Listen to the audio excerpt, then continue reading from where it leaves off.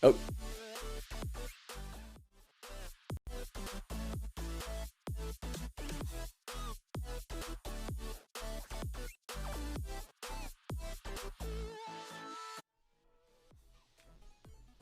What's Dreams mad at me now for? I don't know. Jesus.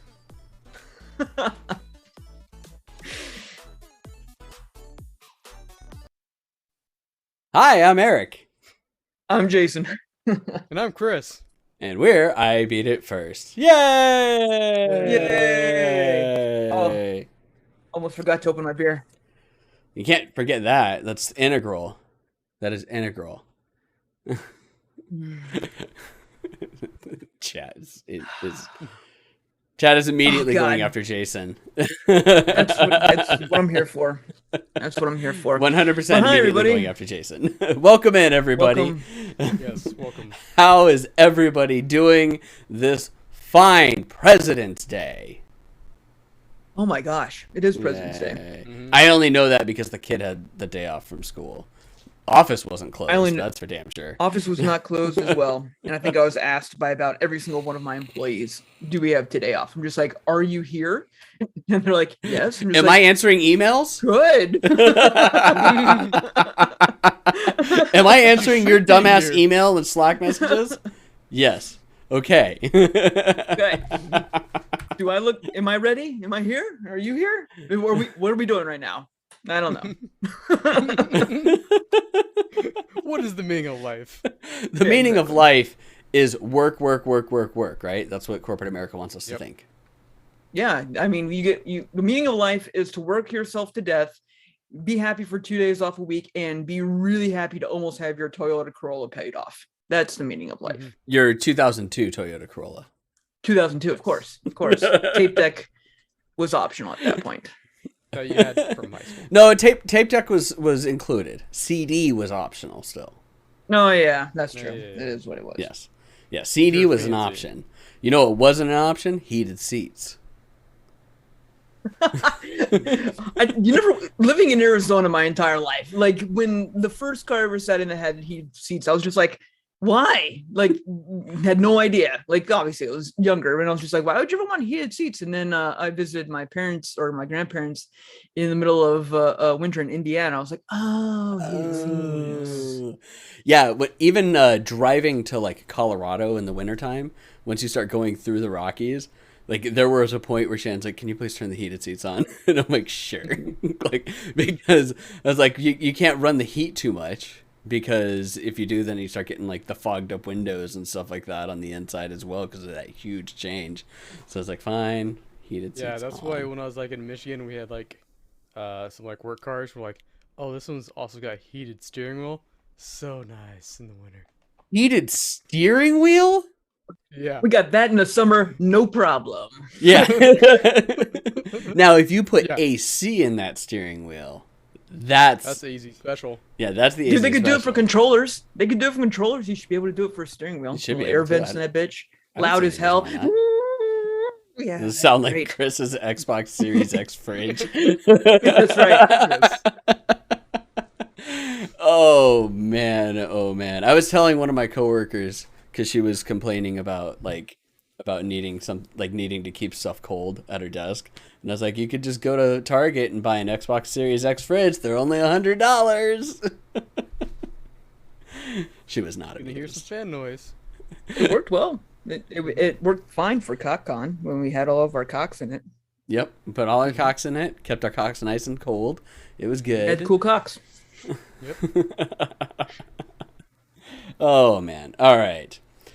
Well, anyways, I guess it's time to talk about Vidimo games. No, we gotta talk about what we're drinking. No, we're not. We don't need to talk about podcast? that. We don't need to talk Your about first podcast or what we're doing, you like forgot, getting senile in your old age. Do I need to talk about what I'm drinking? Yes. Oh, is it a Dunkin' one still? Are you still mounting on those Dunkins? Gross. Very, very slowly. How do you still have them? Very, very slowly. Matcha one at least. That's the blueberry matcha one. It's actually You a still fun. have them is telling. Yeah, very much telling. Yes, But that is a fun segue because I'm drinking a blueberry pie. Ooh. ale. And I this guess is I'm gonna from have to get some Big Shipyard. Blue Van for the next one so that we can just keep the blueberries going. Right? Well, I've had Big Blue Van before, and that's from Arizona, and I don't Yep. like it at all. It's great when you mix it with other things. I think we Yes. talked about this, Eric. The that you Sonoran white drink something chocolate. like that. Sonoran white chocolate is like that's the right, best thing to mix it with. Oh yeah. Ooh, I would like to try it with this one. But anyway, this is straight from Shipyard, which is in Portland, Maine. So this came across It the automatically entire makes country. it better because it came across the country. Exactly. And it's made with wild Maine blueberries. I don't know if you can see that on the thing. Made with Wyman's wild blueberries. Like, this branded blueberries from Maine. That's crazy. Anyway, I don't normally like fruity beers like at all, but this one is a freaking dessert. It tastes like a blueberry pie. Like, you even get the crust flavor and all. But that is stuff like it that, like is it a sugary stout crust. or is it more like an ale? It's an ale. Really? Yeah. It is fucking amazing.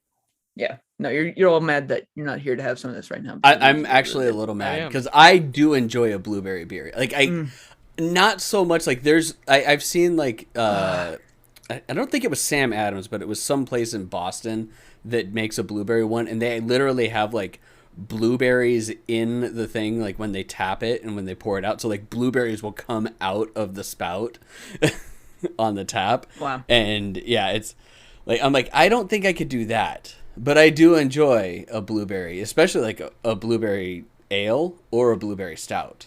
Like those are all delicious. This is phenomenal. I only had 2 of these. This is my second one, and I made sure to hold off till today. And I was like, I got to drink this today because it's so good.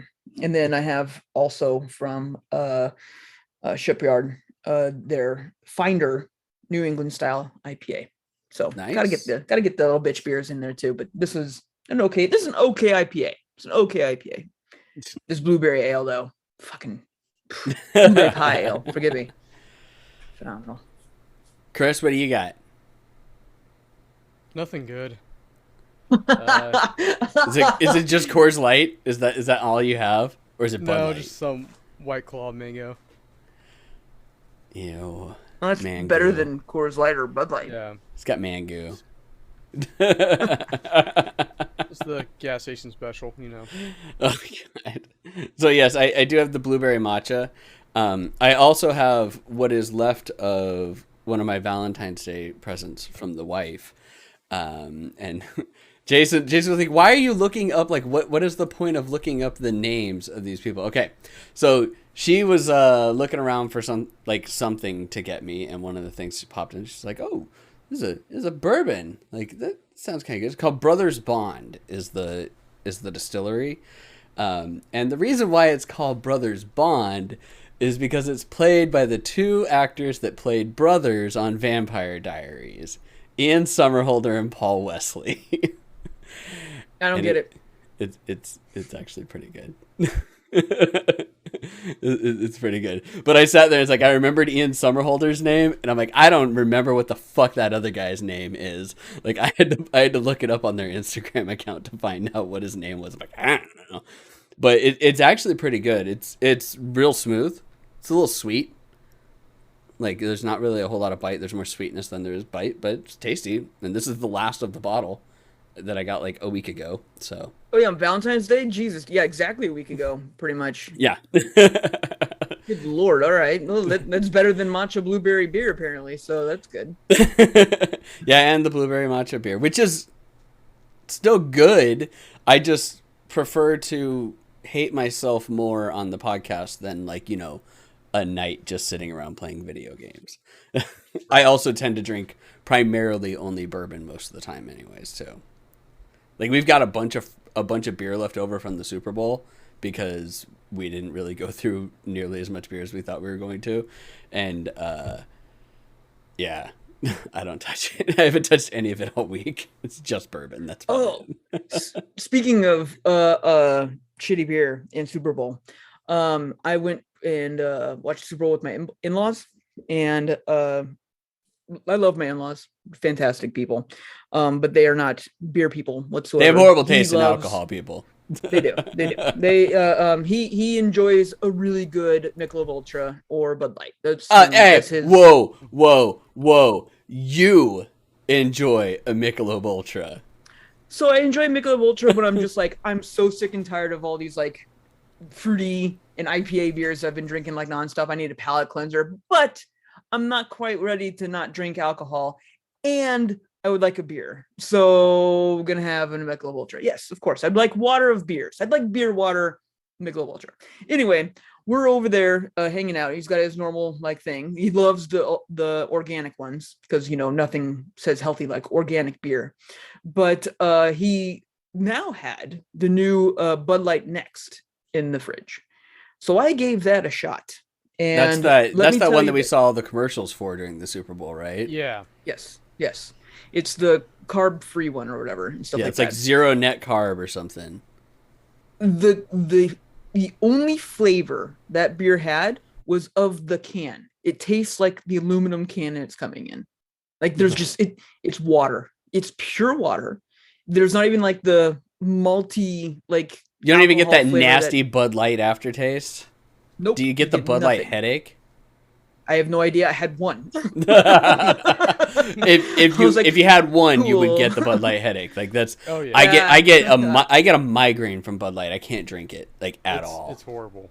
Yeah, and I'm glad to know that I'm not the only one that gets headaches from Bud Light. But yeah, it's just carbonated aluminum water. Dude, it was like the strangest thing. Like he hadn't had it yet either. He just bought it for the game, and so we cracked one together. He'd be like, "Oh, have a beer, Super Bowl." Was this your first beer of the night too? Yeah. So that is telling because he did. It was full flavor. It was everything. Like there's no like I'm already kind of buzzed or something like that, or I just had a really strong flavored beer that's masking this over. No, this is just straight up like I've had water. I just finished my drive up here, and now I'm drinking more water. Yeah. We cheersed. We both kind of took a sip, and we kind of looked at the can, looked at each other, and just like, is this alcoholic? Is this like you ever seen the Liquid Death? Liquid Death is just like canned water. Like fantastic branding, right? And but like we're just looking at it, it's just like Budweiser water. Like they're just like, like fool your friends. I'm actually drinking, or whatever. I don't no idea. But like it's a non-alcoholic beer. No, it's 4.5%, I think. And we're just sitting there like this tastes like water. There's like nothing. 4.5%. Yeah, it's still up there. It's still. Like it's higher than Coors Light still, and Michelob Ultra. So. No, don't quote me this. Now we're going to get right down to it. I guess we're going to have to search this. Next. Alc content. All right, 4%. So not 4%. 4%, okay. That's next to platinum. That's a picture of platinum. Hold on.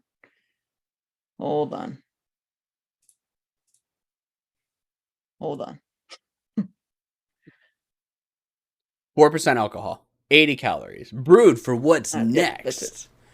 God, this is like the ultimate 4%. like shitty marketing. Yeah. Oh my God. Horrible. Like they will get it was like nothing.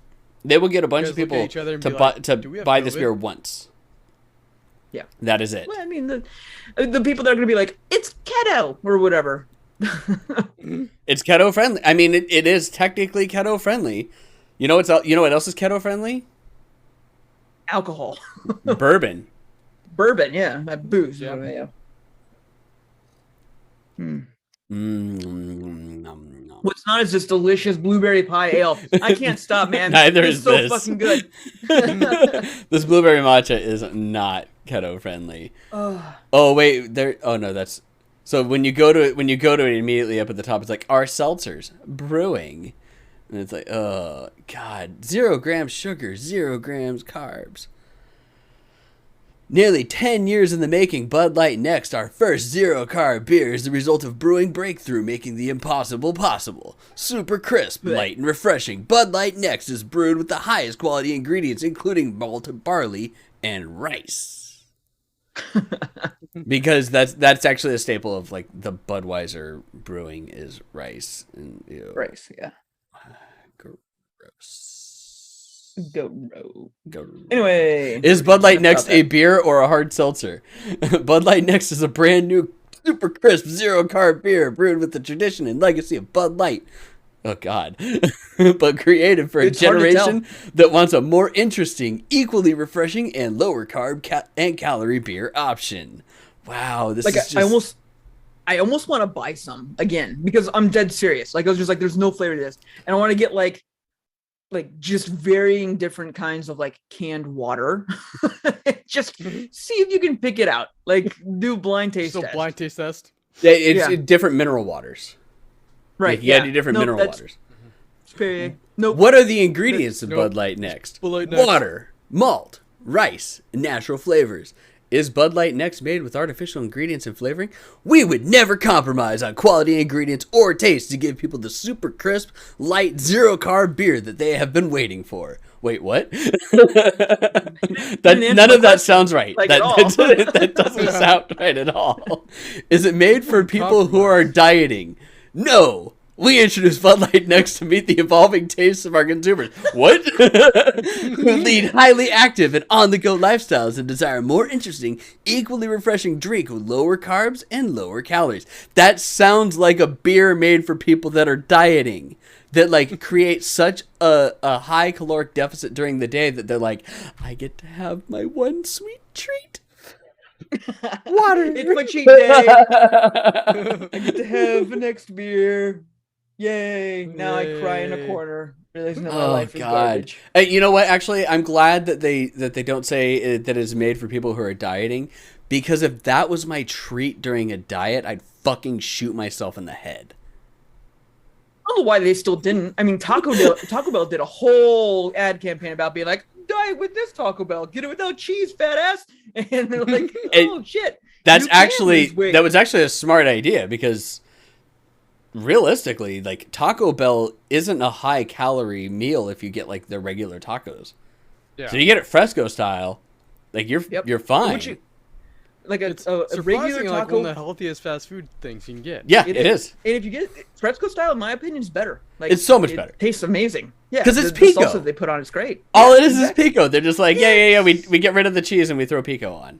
With less cilantro and less cilantro. Like it's very much more tomato forward than cilantro and onion forward, which is funny because onions are cheaper than tomatoes. You would think it'd be very high in the onion count. Well, they're just picking up all the tomatoes from the Renaissance Fair, from everybody throwing them at that guy. Oh yeah, and so it's super. That's right. Super cheap. That's right. Oh, I guess we should talk about that, shouldn't we? Nah. I need to... Okay, I'm going to lower the point value, Jason. It's going to be 10,000 points. All right. You're still a wuss. Dude. Is hat time going up for everybody else, or does Eric just have special magic time because Eric's special? No, I left hat time at the price that you asked for it to be at. I still wear... If someone does 2,222 points, I will still wear pizza. I will wear Ronan's Pikachu beanie. That's got it's got the Pokeballs that come down. Like, I've got hats that I can pull from Ronan's thing. However, for 10,000 points, I will wear this glorious thing for 5. You need a wand too. You need a scepter. I do need a wand. 10,000 is excessive for just a hat. I mean, we need to have something more, like maybe wings. Well, I don't know. I mean, something else. It's got ribbons. It's got 2 different kinds of tooling. Yeah, and it's hand painted with gemstones and puff paint. Like, I can't believe that. Oh God. Are we going to allow for this to happen during podcast? We have silly hat time and princess time. I think that's the whole point of the whole point redemption time. Well, yes, there are some things that we won't do during the podcast. We don't do noises and stuff like that, but we can definitely wear a hat. Well, we don't do the push-ups and sit-ups and shit. Let's not until the end. Well, yeah, but during the podcast. Okay, hang on. I have to actually adjust my camera so that this fits. Okay, it is 9:10, everybody. There we go. How long do we do this for? I don't remember. 5 minutes. I'd probably wear it the entire time just because I'd forget. Yeah, the bunny hat's awesome. This not so much. I wore pizza for 20 minutes, minimum 20 minutes, while we did a strike in Destiny. I think Chris died too. It says 15. It says it's 15 because I haven't changed it yet, Bringer. I was going to change it to 10, but you redeemed it before I had a chance to change it. Chris cut out, so we are fixing the podcast. Chris just didn't want to have to wear anything. His hat is internet dropping. Yeah, his hat is his internet dropping. So Bringer, I hope you enjoy my pretty princess cone. Like, does it all need to be together? Like, I don't understand. No, because put it like over your shoulders like this. Well, that's what I'm like. Do I do it like this? Yeah, do it like that. But what about the ribbons? What about the ribbons? You pull the ribbons out. That's what I'm like. Where do I pull the ribbons? Here we go. There we go. The ribbons up. Oh there. Yeah. And I'll just there we go. The ribbons can help hide my shame. Perfect. I'm so happy. Are you so happy right now? All right, Jason is happy. If you're listening to the podcast instead of watching it, you're missing some prime enjoyment. Hat time for Princess and Crazy Hat time. Anywho, should we wait for Chris or should we just get going? Ribbons are gonna make it a little hard to start drinking. Hang on. So is the bunnies because I can't stop playing with the ears. Yeah, but at least it's not in front of your mouth. Okay, I'm moving the ribbons. They're mildly That's annoying. That's fair. Actually, the ribbons look better to the side. I don't know why, but I'm getting like super Cher vibes for some reason. If I could turn back time, if I could find a way. You may say that my mouth looks weird doing it, but that's how Cher sings. It is because she has had so much plastic surgery. It's not even that. She just that's just how her mouth works. Do you believe in life after love? And DMCA strike because my Cher impersonation is so good. On. So good, man. All right. So we're gonna move into news now, and we'll wait for Chris to come back in. Has he even sent a thing? Wow. No. He hasn't even sent a Slack message. He's no, hang on. There he is. He's coming in, everybody. He's coming in hot. Maybe. Hopefully with a hat. Maybe. He's coming in hot. Maybe. He's connecting. He's connecting. Boop, boop, boop. There we go. Wait, what's your crazy hat say? It's Bud Light, whatever USA. Oh my god, that is the craziest of hats. All right, I was gonna give you shit, but that's very topical. So. That is very topical. All right. We're gonna move on to news, everybody. Okay, so first one is probably the funniest news that's on here, and that is that Battlefield 2042's player count dropped below 2042. Wow. Less than barely 2,000 people in there, huh? Yeah. And at the exact same time that was clocked, Battlefield 5 clocked in at 21,000 concurrent users. Well, 5 and 1 have been ahead of 2042 for a couple weeks now. Yeah, but now that's over 10 times the amount playing Battlefield 5. That's why that number stays on there. It's 10 times the amount of Battlefield 2042. That is astonishingly bad. It'd be better if none of you bought the game. It would be better. But so that's the other question is like, will it help it going free to play? I mean, yes. Because the game's still a Battlefield game. If you like the Battlefield games, fine. Apparently even like people that own the game don't like the Battlefield game though. That's what I'm saying. It's like people that actually spent money on it are like, yeah, I'd rather just play this. True. Yeah. It was bad. But there's a difference. There's a difference when it's like when you get into a game and it's free and it's just like whatever, you can forgive a lot of stuff versus paying for something being like, holy shit, this is so bad. And then you just get angry at it. You're just like, this is bullshit. I don't even give a shit. Where if it's just like, I'm clipping whatever, it's free. But at free to play, like I know that they're not going to fix anything at that point. Oh, fuck no, they're not. I mean, They're not they're also fixing just shit. going to monetize the fuck out of it. They're going to be like, hey, you want the no clipping feature? That'll be $20 as well. Or- and then we're not fix anything. Yeah. It's still going to happen. Or I just play the game in general. Oh, it's been more than 5 minutes now. Aw.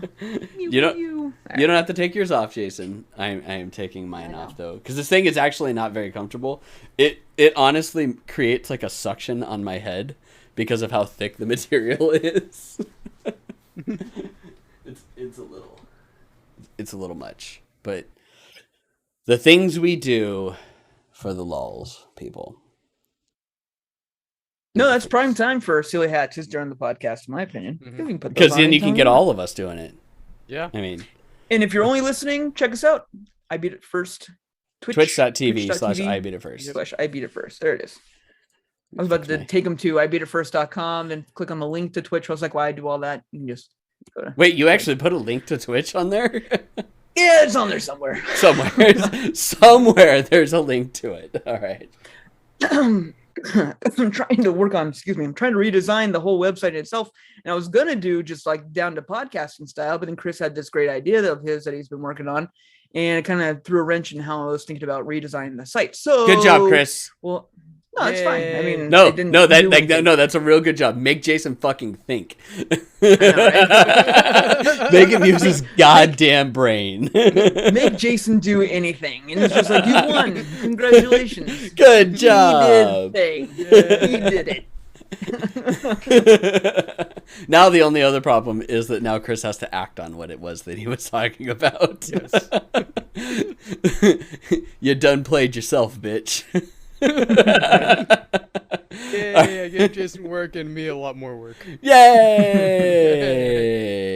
All right, moving on. Next, Naycon is acquiring Daedalic Entertainment, which is actually going. They did it for 53. Is it 53 million euros? I thought it was 5.3 million euros. Wait a second, that can't be right. 5.3 million euros to buy anything would be not. No. It's for like a definitely small 53. studio. Was it 53? Jesus. Hang on, I'm gonna find it real quick because I want to make sure that I got that right. No, they've definitely. I don't think. Well, I'd be amazed. No, it is. It's 53 million euros. Yeah, that makes way more sense. I was gonna say if it was 5.3, I'd be like, guys, let's put some assets together. We can maybe like sell a few NFTs. Yeah, exactly. We'll sell a bunch of IBIF NFTs, and we'll be able to, get 100,000, pesos. So $10. Maybe. I forget what the dollar peso conversion is now. I know we'll do it in yen. We'll be millionaires in yen, and then we'll be sad. $1 million yen is still $10,000. That's nothing to shake a stick at. I mean, that's so good. I mean, it's not $5.3 million or million. 5.3 million euros. Yeah, which I forget what the euro conversion is. God damn it! What is the euro conversion? It's not as high. It's not as good as the be. pound. I know that. It's 1.13 US dollars to the euro. Okay. So it used to be at 1.3. So yeah, it's down a little bit. Yeah, 1.13. It's actually up from where it was at the beginning of the month. It was at 1.1, 1.2. Now it's at I meant like from when I was out there, like eons ago. Because I remember it being fucking expensive when I was out there. I was just like, all this money I'm gonna spend out in Europe. Oh, they're like, sweet, good on you. And I was just like, I'll have that. And they're like, sweet, that's $30. And I was like, fuck. That's the same as it was when I went to Europe, because the euro was high. That was when I went for the first time. It was pretty soon after the euro had like really been adopted by the entire EU, and it was high at that point. That was before Greece fucked it. Yeah, but so if you don't remember who Daedalic is, they are actually currently doing the Golem game, which should be coming out this year, which still looks fantastically beautiful and amazing. So that is a big purchase. That is, I think, the largest purchase that Naycon has done since. And what was it that we said, Chris? It was like 2020 was the year of corrupt companies, and 2022 is the year of acquisitions of companies, or something like that. 2021 was accusations. Oh, yes. 2022's acquisitions. Yes, that's I right. love That's that. I right. love that. It's like I remember that it was like nice and catchy. So there is that. Oh, my internet connection is dropping frames. Yeah, onto they stream are right now. spinning around. You were dropping down there for a little bit. I still am. It is. Oh, yeah. My connection to Twitch just like suddenly was like, nope. This is gonna be the Jason only show here very soon. Yeah. I mean, Zoom's still running fine. Fingers Oh, you're cracking up. crossed. You're Cracking cracking up up, hardcore. You're cracking up. Your face is cracking up. I know. Anyways, I'm hilarious. I'm hilarious. it's my up because my down is fine. Like you guys are all coming in crystal clear, so the up is having some issues. Thanks, Cox. Cox Communications. That's unfortunate, Eric. I always get up no problem, but I'm sorry to hear that you're having that problem. All right. Let's see here. Moving on until Cox disconnects me. Ryzen 6000H laptops are out now, everybody. And they are taking a huge shot at Intel with their speeds. So if you're looking for a new laptop that doesn't necessarily have to be top-end gaming, although you can still get some with NVIDIA processors or GPUs in them, you can definitely go about it with getting a new Ryzen because they actually have really good processing performance from a CPU standpoint. So I would highly recommend getting one of those. But that's beside the point. Next, let's see here. Oh, yeah. All right, so Titan Reach, which is an MMO that's been in production and had some oddities moving along with it. Their lead developer has disappeared, like completely, and allegedly used the investment funds to gamble on crypto and buy himself a Tesla, which is funny considering like when you read into this.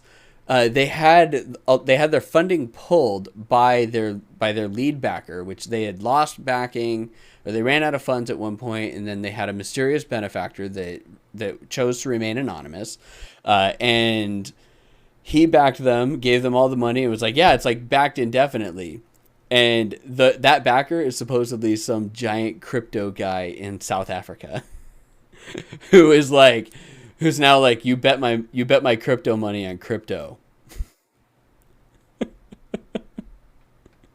That sums up the crypto lifestyle Yeah. perfectly. Yep, perfectly. Like 100%. That sounds like crypto.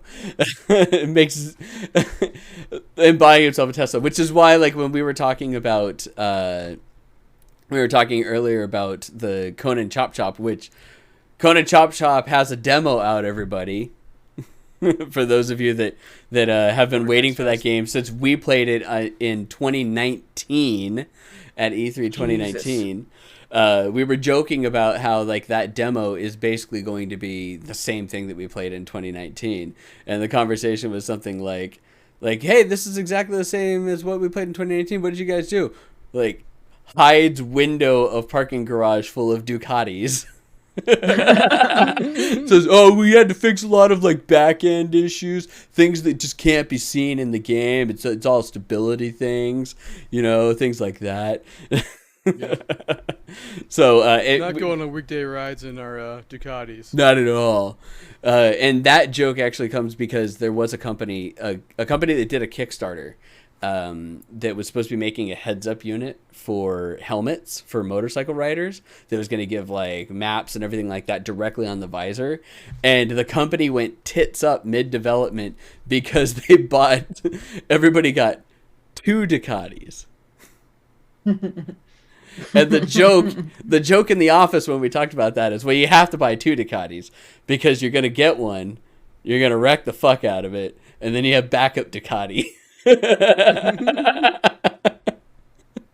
And then you just look at that one. Yeah, and then you look at the backup Ducati. It's just so bad.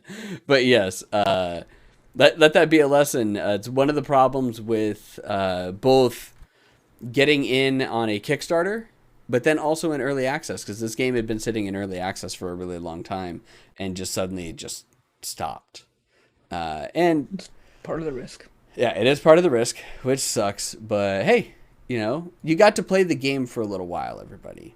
And I don't know how much you paid for it, but you got to play the game for a little while. Speaking of Kickstarters, though, Bo, which if you've listened to our other podcast, Patch Notes, you would know that Bo is a kick-ass Metroidvania style game that is coming out, and it hit Kickstarter at the beginning of this month, and they have already hit $125,000 for their Kickstarter, which is amazing. Awesome.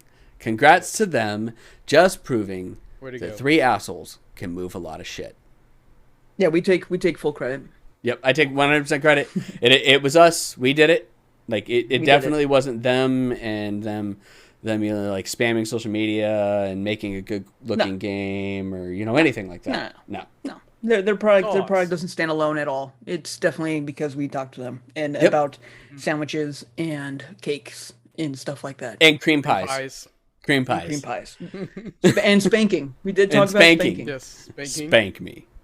And that's what put them over, honestly. You get a little spanking going on. People are just like, "Fuck yeah, here's some money." Man, these guys love a little spanking, a little light spanking. Hells yeah, let's do it. Take my money. Shut up and take my money. All right, going back to the world of MMOs, Final Fantasy XIV has a roadmap set out for it's like 6.1 to 6.5, in which case they are going to gradually make solo dungeons easier. They are also going to have a fairly dramatic graphic update, and they've actually shown a comparison, like a side-by-side comparison of lighting and textures and everything like that of two different characters.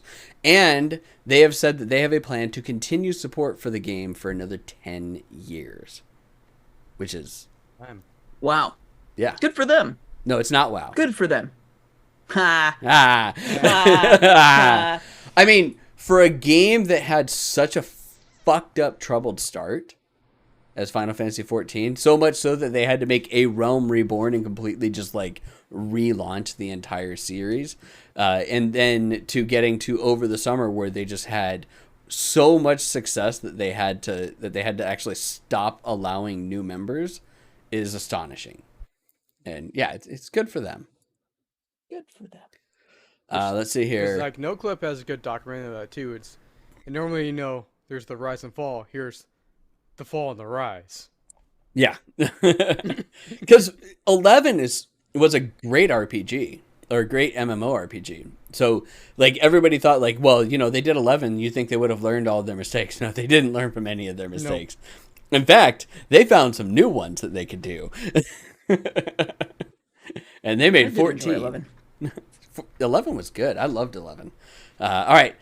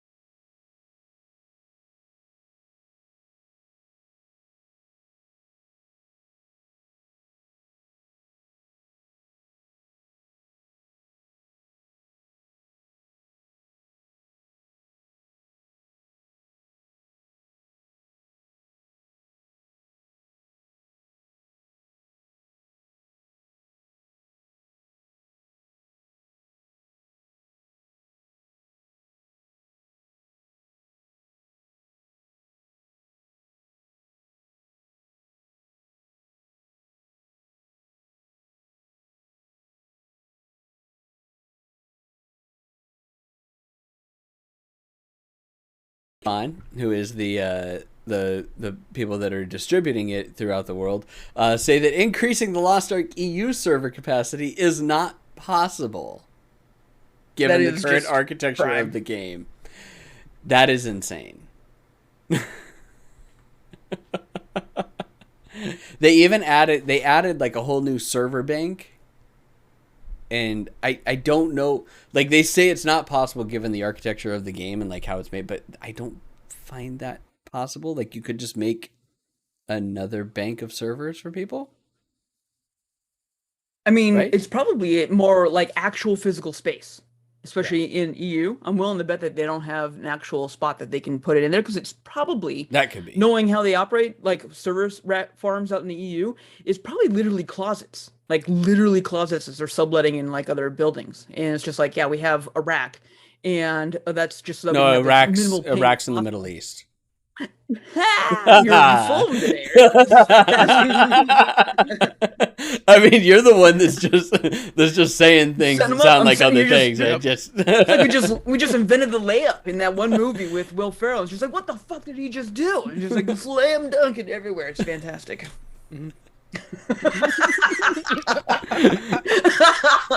on a better note, my stream has leveled out and is green now again. So Yeah, thank God. if you're watching on Twitch, just pause it and click back, and it'll catch up. But yeah. It is definitely, and you're probably right on that one too. There could be lingering things having to do with EU regulation as well that like we don't know. But I think no, we hadn't talked about it yet. We totally forgot to put that in here, that the game was banned in the Netherlands ahead of its release. Right. Because Netherlands and Belgium. Yeah, Netherlands and Belgium because of gacha rules and regulations and gambling and whatnot, which is what part of the reason why like Genshin Impact's banned, Dokkan Battle, like and any of those gacha type games or anything like that where you actually like you spend in-game currency just to randomly get something, those are all banned. And that's been that way for a few years. But so that's why like it wasn't really that much of a surprise. I'm like, it was just a matter of time before something like this happened. Because a free-to-play gacha game, sure, it's going to be that way. Yep. But make sure you go in, because you can follow the tutelage of our friend the Bulldog Omega and literally make a JoJo character. Have you seen it, Jason? Oh my God. Yeah. You should look on our Just watch Discord. now. His JoJo character is it is legit. It is a JoJo character.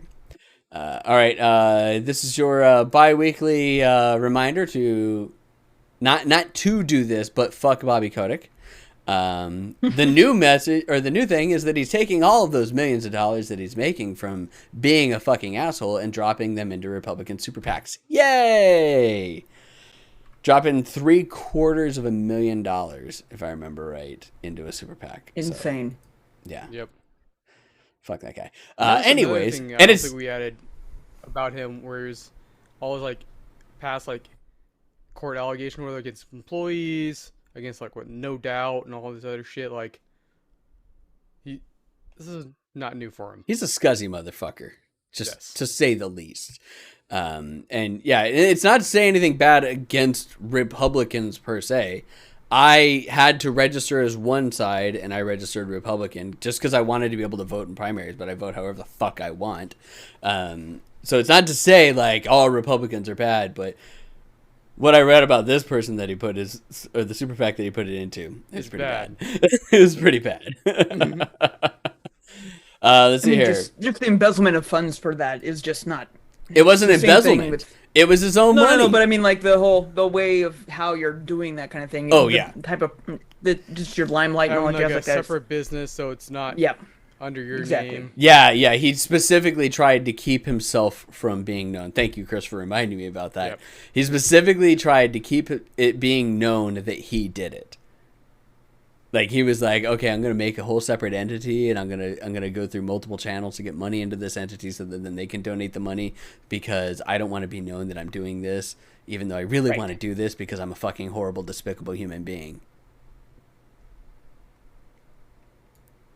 We already talked about Code and Chop arguments. Chop is out, so we don't have to talk about that again. However, download the demo, and you can probably play exactly what we played in 2019, which was fun. I'm not going to lie. I still don't understand why this game has been in development for an additional 3 years. It doesn't make it's any not sense to me. Insane. It's nothing it was fun, like you said, but it's nothing impressive. There's nothing here that's not been done already a billion times before, and that isn't just built in Unity. I don't know. This demo of Conan Chop Chop better suck my dick. Like, that's all I can say. After 3 years of additional development, I better get some head out of this. It's better be. It has to be like super zany. It has to go even further. It's just got to be like so many different like skins and options. Like it's now just all penises. It's now Conan penis. I'm like, okay, so we're gonna go into the jokes that we were making earlier, right? Okay, extra throbbing edition, Conan Chop Chop bulgy wolgy edition. That's right. These are the jokes that we make in our IBIF Slack channel. Yes. What do you use a Slack channel for? What What do you use a Slack channel for? Making dick jokes. That's what you make a Slack channel for. All right. In what the fuck news, actually, this isn't really what the fuck news, because we talked about it a little bit before about rumors that this was going to happen, and apparently it's looking way more and more likely that a King Kong and Godzilla Warzone event will happen this year. That's right, people. Great. Yeah. I don't even know what the fuck that would look like. I don't know. I'm all for I mean, Godzilla's but like. I don't know about Warzone. Well, okay. Hear me out on this. If you're fighting Godzilla, like, it has to be everybody out there Against trying to Godzilla. take down Godzilla or take down King Kong, or even teams of like Team Kong, Team Godzilla, like that. Like, I don't see how Warzone fits into that, like traditional Warzone gameplay. Yeah. It doesn't make any sense. But apparently it's going to happen because you know why? They will take money. Oh, we didn't even put that in there about that whole fucking Evangelion whatever fucking universe thing. With the, oh my god, I got to find that Ultraman, real Jesus. quick. Yeah, it's like Ultraman, Evangelion, like a whole bunch. There's going to be like a video game in anime universe. Whatever it is. And Kamen Rider. and Godzilla. Yeah. Gundam, I think, was in that too. Like, it's... That thing's they looked weird. at Ready Player One and were just like, hey, we can make something like that too. Basically, is what it really kind of resonated with me. Only if it And- takes place in the metaverse. I mean, the gymnastics you'd have to do. I mean, and it's so easy. Like everyone's seen Gone Home or No Way Home or whatever the fucking Spider-Man movie is. Yeah. So everyone's like accepted that the metaverse is there. So I mean, you don't even have to like explain it like they did in that movie. You can just be like, metaverse. Wait. It's multiverse, No Way Home's not metaverse. That's multiverse. Multiverse. Oh, whatever. Fuck, you can make it all. You can like. That's like, a I'm gonna put my multiverse. boomer pants. A I'm gonna put my multiverse boomer is pants so right much now. easier to understand than the metaverse, though. Metaverse. It's all bullshit. It's just like say whatever verse. It's in the penis verse, guys, and that's where there's like extra King Kong dong. You know what I'm saying? So let's go fight it. No, the difference is I can actually more easily explain the metaverse, or not metaverse, the multiverse and string theory to my dad than explaining the metaverse to him. Because he just won't get that. Like, string theory and like multiverse, like, that's simple. You're just like, hey, every action that you make here, like the other actions that you could have made, all happen in other universes. Remember the show Sliders from the 90s? The multiverse. That's it. That's like pretty much that's it. Right. Don't ever watch that show. It's depressing as fuck. And number two, the way that you explain That's a good metaverse show, though. to someone, it's the first three seasons are a good Yes, show. yes. If you finish, But it that is series, depressing. If you finish that service, you come out pissed off and mad and sad. Yes. They literally write off the main and character. Not the main character gets written off later on. Yeah. But the first character to get written off was the main female character, and they literally write her off that she is kidnapped and is now being raped to breed out the alien race. That's how they write her off. Yep, she's just out there somewhere breeding, for the alien race. That's actually technically better than how they wrote off one of the companions for Doctor Who back in like the late 70s. They had this super fucking convoluted thing where they wrote off this thing, and they didn't even need to write her off. They were just like, hey, let's see what fucked up shit we can do to her. Because then they made her come back with a shaved head and pretending to be like this genocidal maniac that took over her body, completely eradicated her soul, like just pushed it all out. And then they go on this like, there's like this whole side story that actually canonically happened about bringing back like bits and pieces of her soul into the body with the genocidal maniac. Yeah, but you're still getting paid. Actually, I'd say you can't make this shit up. You can. They made this shit up, but you still can't make this shit up. It's like that one book review where someone's just like, feels like he's just making up as he goes. Yes. Like, well, I hate to tell you this. That was prime. Sorry to tell you, buddy. But that's literally how this works. Okay, let's see here. We'll move on to somebody's highlighting stuff, and we'll go ahead and move down into there. Street Fighter 6 has been announced, everybody, and I don't know how I fucking feel about it. I mean, did you play Street Fighter 5? I mildly enjoyed 5 when I played it. The big thing that I have is the stark contrast. So they went from hyper-realistic 3D rendering to cel-shaded 3D rendering, which I was fine with. I'm like, hey, it looks great. Back to hyper-realistic 3D rendering. I don't understand where they're going with this. Not to mention, the logo is not Street Fighter. I don't know where the fuck they came up with that. So you wonder where that logo someone came mentioned the logo's like, hey, it looks like they have 6 notifications. Mm-hmm. Oh, that's true. Well, you want to know where it really came from? Look up the NFT logo right now, Eric. No. NFT logo. Just look it up. Oh my god, it is. Oh my god. Oh shit. Oh. It literally is the NFT logo. It is a hexagon. Oh.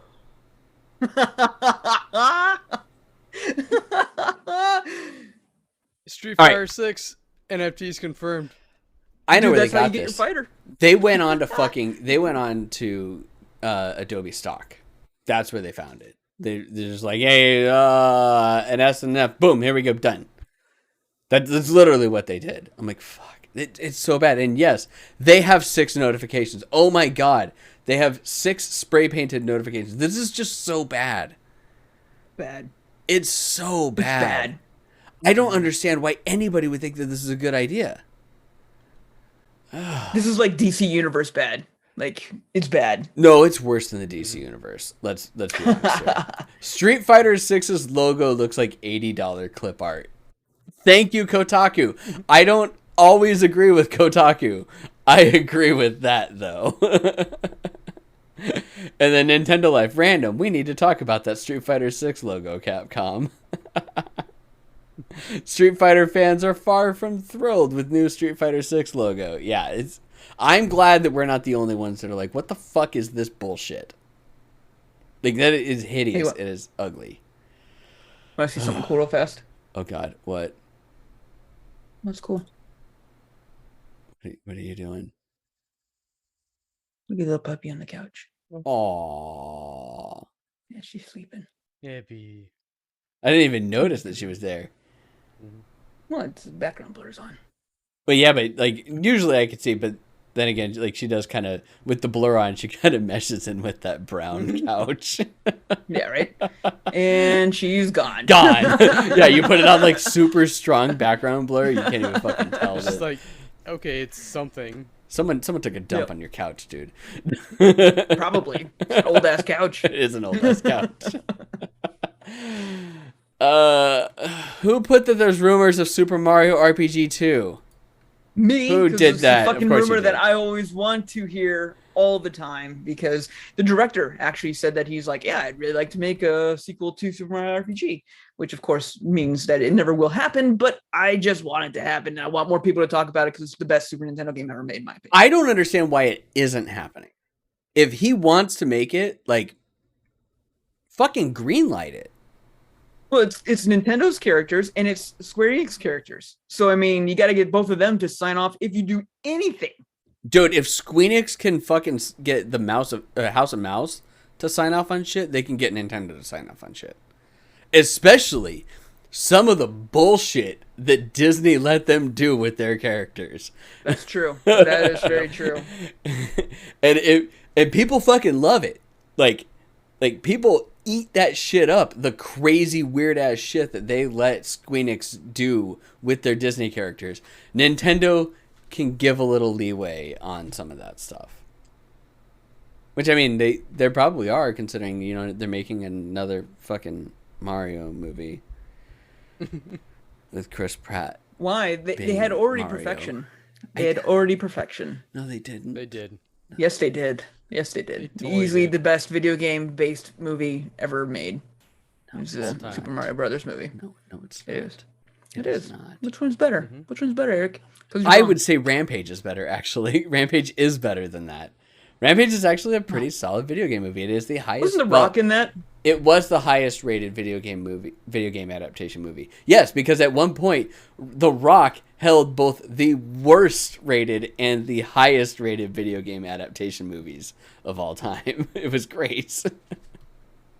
Because he was in Doom, that Doom, steaming pile of shit. That's only redeeming factor was that for 5 glorious minutes at the end of the movie, you got First first person person? shooter mode. That was so good. It was so good. That actually, Watching the honestly, almost made up for sitting through the other 90 minutes of that movie.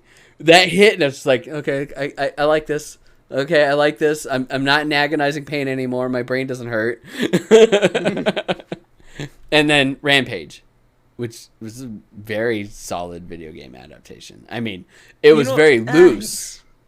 But so many times they make very loose adaptations that they just take way too many fucking things. In this case, they're like, hey, you know what we can do? Pseudoscience. You know what was the loosest? What? Mario Brothers. And the best. It's so bad.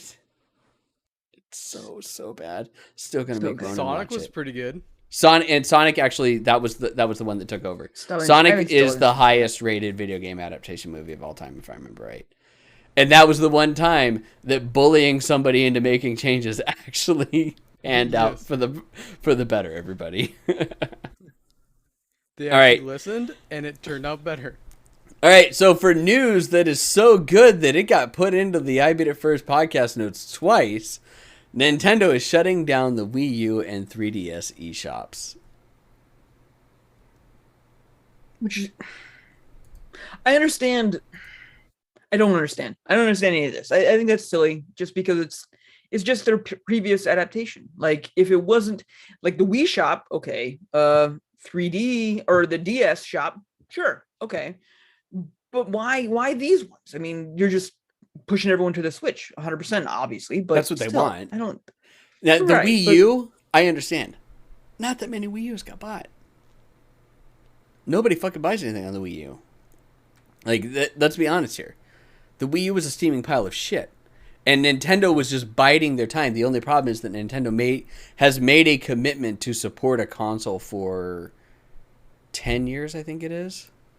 So it is like hitting the 10-year mark for the Wii U. Like, that's it. And they're like, we're done. Like, once they hit it, we're like, okay, we made our commitment, we're done. Yank. But the 3DS, though, people still play that. A lot. A lot. It makes no sense to me other than the fact that they're just like, we want you to buy new stuff. Hey, you know what I will buy Nintendo? Super Mario RPG 2. I'll pay They won't. $60 for that bullshit. You know what I didn't pay $60 for? Link to the Past or Link's Awakening. Even though I love the fuck out of that game, still haven't paid $60 for it, and I won't. But I will pay $60 for Super Mario RPG 2. I'll pay a fucking redo of Super Mario RPG. Give me that shit on a Switch. I'll buy that. I've been saying that for like Isn't it 5 years? How long on? have we been doing? Isn't it on their like expansion? You can thingy? get like the you can get like the I meant like give me the redo. Oh, like redo get just that like game. a pretty version of it. Give me the pretty version of it, and give me a HD version of that game. You want a Give me the remaster? same good music. Just give me it out of monotone, and I will give you money. I will give me a version that has the soundtrack, even though I own 3 copies of this fucking soundtrack. Give me the copy that has the soundtrack and a fucking Geno plushie. or a Malo plushie, I will buy them. You could be like, hey, this is like Pokemon. You can have 2 different versions. This is the same goddamn fucking game, but there's 2 different versions. Get different plushies. So I'd be like, sweet. Here's $300. Sir, these only cost $100 each. Here's Give me 3 of them. Give me the plushies. I want 1 of each. Thank you very much. Go fuck yourselves. Yeah. Yeah. It's like you could play it. It makes no sense for the 3DS one. The 3DS shop, I think, still needs to stay up. I could give 2 fucks about the Wii U. Like, the thing was a steaming pile of shit. I don't think If you still have a Wii U, go crack it. That's the best thing. Homebrew on the on the Wii U is fantastic. Go crack it, and you can have so much fun. I need to do that, actually, with the one that I have in Ronan's room. Just be like, boom, go do it. Crack it, do shit with it. But because the Wii U, all it was really good for was a good hardware test for the Switch. Like, that's what their goal was. Their main goal was getting the Switch, but they didn't have the physical hardware to do it. So you want to get really mad? It has the best Mario Kart game on it. It does. Hey, that's a good segue, Jason, because there's something that we didn't put into the notes that we get to talk about, and that's that Nintendo has planned for Mario Kart 8 Deluxe expansion. Yeah. There's a lot of tracks. There's a lot of tracks that they're bringing. There's a lot of tracks. Dude. There's a lot of tracks, and a lot of people are pissed though because what they've shown look very much like a very graphical downstep. Oh, for sure. Because they didn't do a good job with that. They're just like, we got to bring these shitty ass tracks in here. Just say they have tracks. And I was like, sweet.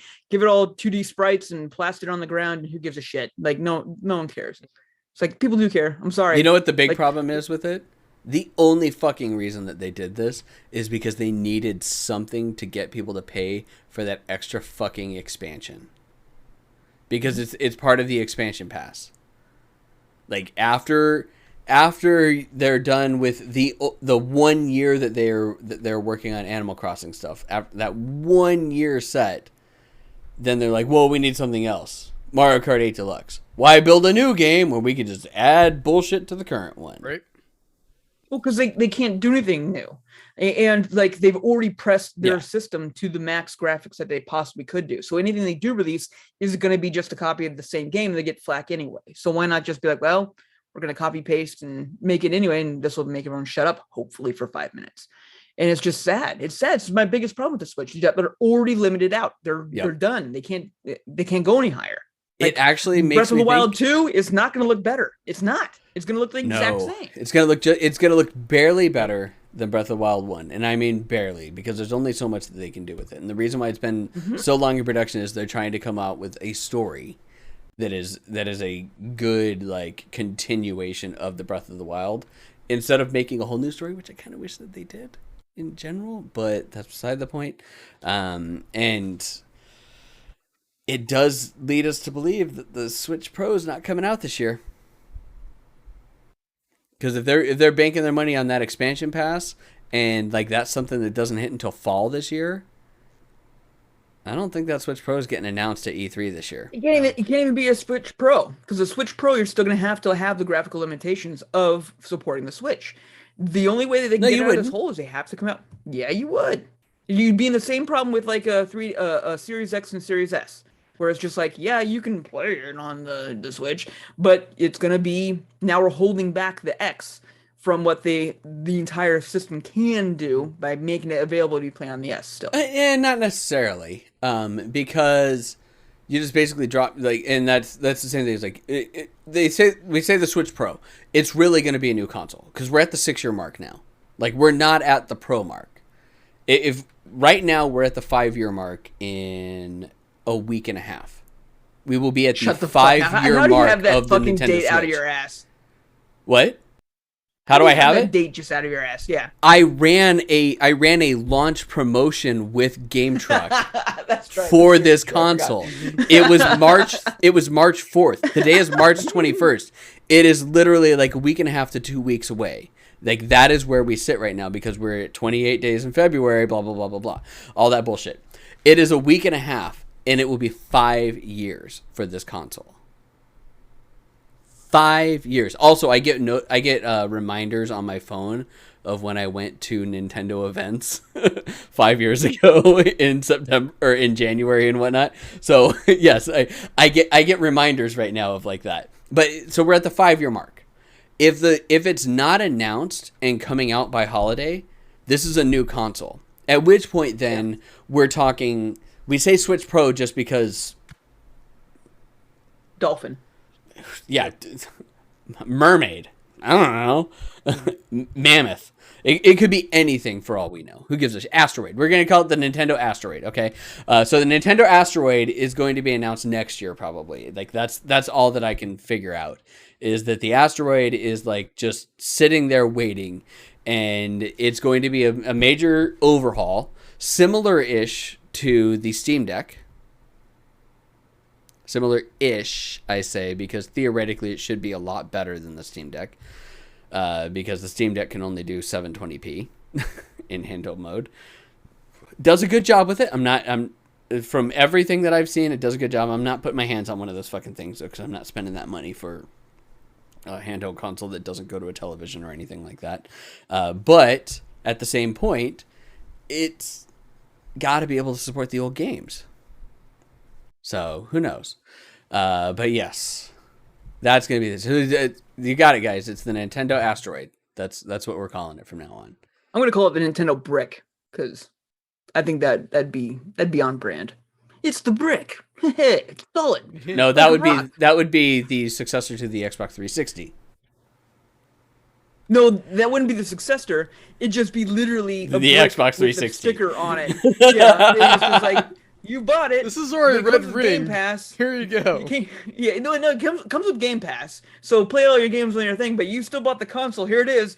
Fucking Brick. Put this on your TV thing. You'll never fucking use it. Enjoy using a Game Pass on your PC. Have fun. Enjoy.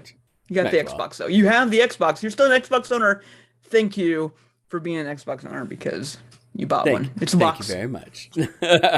Brick box.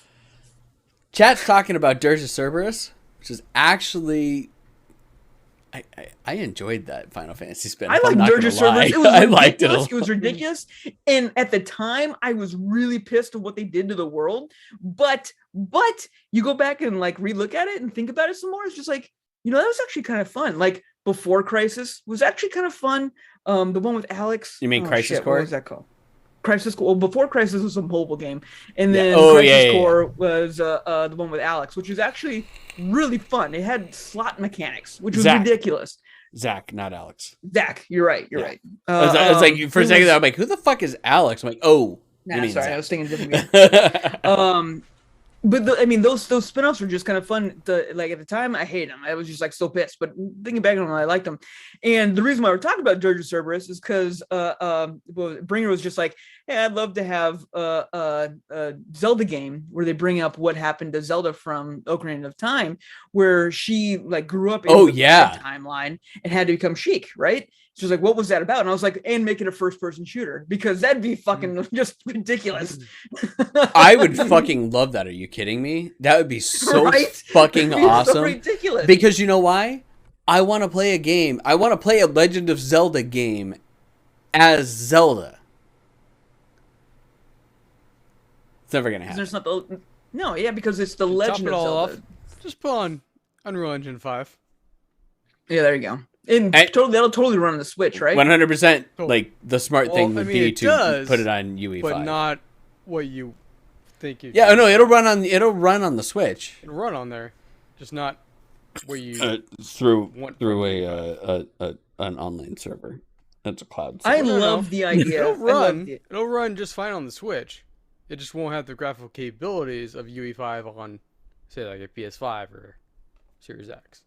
I love the idea of the next console from Nintendo just being the absolute graphical powerhouse, just like destroying it, like seeing Mario and UE. It has to and stuff like that. They're not going to. It's not going to, but it has to. Like it really has to, but it's not going to, which kind of sucks. Like if they came out and just like we are now like the number one, like actually some real technology, like busting shit coming out of Nintendo. It's just like, look, we haven't made something amazing since the Dreamscope. Here's really cool crap we made. Was it the Dreamscope? It was just the scope, wasn't it? Super scope. That's it. Yeah. But you know what, though? It would be awesome. They're never going to fucking do it, but it would be awesome. Never did. Because Nintendo just... They stopped wanting to be leading edge of tech. And it wasn't even like... a recent thing. Like, it's something that they stopped doing at the N64, technically. Yeah. Yeah, the Wii. The Wii, they're like, no, we're not going for tech. We're going no, for look at the N64. If you go back and you watch that documentary that I've talked about on Netflix about the console wars, at that point they were basically like, yeah, no, this one's good enough. And that was the turning point where they were just like, you know what? It's good enough. But they had that back and forth because they then brought out Perfect Dark in the expansion pack, and then the Donkey Kong Country game or whatever with the expansion pack. Oh yeah, but that's just like, because they were just like, it's good enough for now, and then we can just do all these little incremental bits. That's the start for where good enough was good. Dude, the N64 though, like they were set up for everything on that thing. Like they had ports ready to go for online. They had ports ready to go for expansion. They had ports ready to go for obviously Rumble. They didn't have ports for online. That was on the Dreamcast. No, Dreamcast was the first one that actually had the ability for online. There's not in base. They had the ability that could eventually expand it on. They eventually tacked it on, but I still think that the Dreamcast had it there. So there was the expansion capability, but even that, the PS2 had that capability with it too. Like they had that expansion port that they built into the PS2. The big difference is that Sony hadn't given up on being good enough at that point. Which Nintendo, since the N64, was just like, you know what? We have our games. We're good enough. And even the Dreamcast, they constantly put physical limitations on themselves to keep it from being amazing. The N64 didn't go into discs. They stayed on cartridges because they had this thing. They're like, no, we have to stay on cartridges. Then you get to the Dreamcast and they're like, well, wait, we've got the ability for CDs. We're going to do mini CDs. That was Sega. Or not Dreamcast, the N64. N64. No, I'm talking about the N64 using cartridges. You're going to the GameCube is what you're talking about. Yeah, then the GameCube. Then they're like, oh yeah, mini CDs. What? Mini CDs, which hold a fifth of a standard CD. I fucking love my GameCube though. I'm sorry, I love it. It was cool, but even then, it was hardware limited, and it ran on these tiny ass little discs. And I don't remember ever seeing a game that supported multi-disc capabilities. No, that's not true. Resident Evil 0 had multi-disc. Okay, so then you move on to the Wii and the Wii U, and they develop a proprietary optical disc. Yeah, but you can't be mad. Like Sony did that on the PlayStation 1. They're just like, hey, here's our black CDs. Sony's wasn't proprietary. It was just a black CD. And it was actually smart for them to do that because a black CD actually held up better to scratches than a standard reflective CD did. That's true. That is true. Because we used to be able to buy black CDs. Like perfectly fine with that. You could rip onto them, and they were so much better for playing music and whatnot in your car. But that's beside the point. Then you get to the Wii and the Wii U, and they have a proprietary disc that actually can't hold up to extreme heat and extreme cold. Shit, you're not. Okay, fun facts of things that I learned that I am no longer under any like weird little NDAs or setups. So working at Game Truck, you would have discs in the cases, and they would sit in the trailers like while they're in storage, and they would sit there, in certain parts of the US that get extremely fucking cold, or hot. It's more the extreme cold that was the weirder part. So, but the extreme heat would happen too, and that actually came up when the consoles got too hot as well.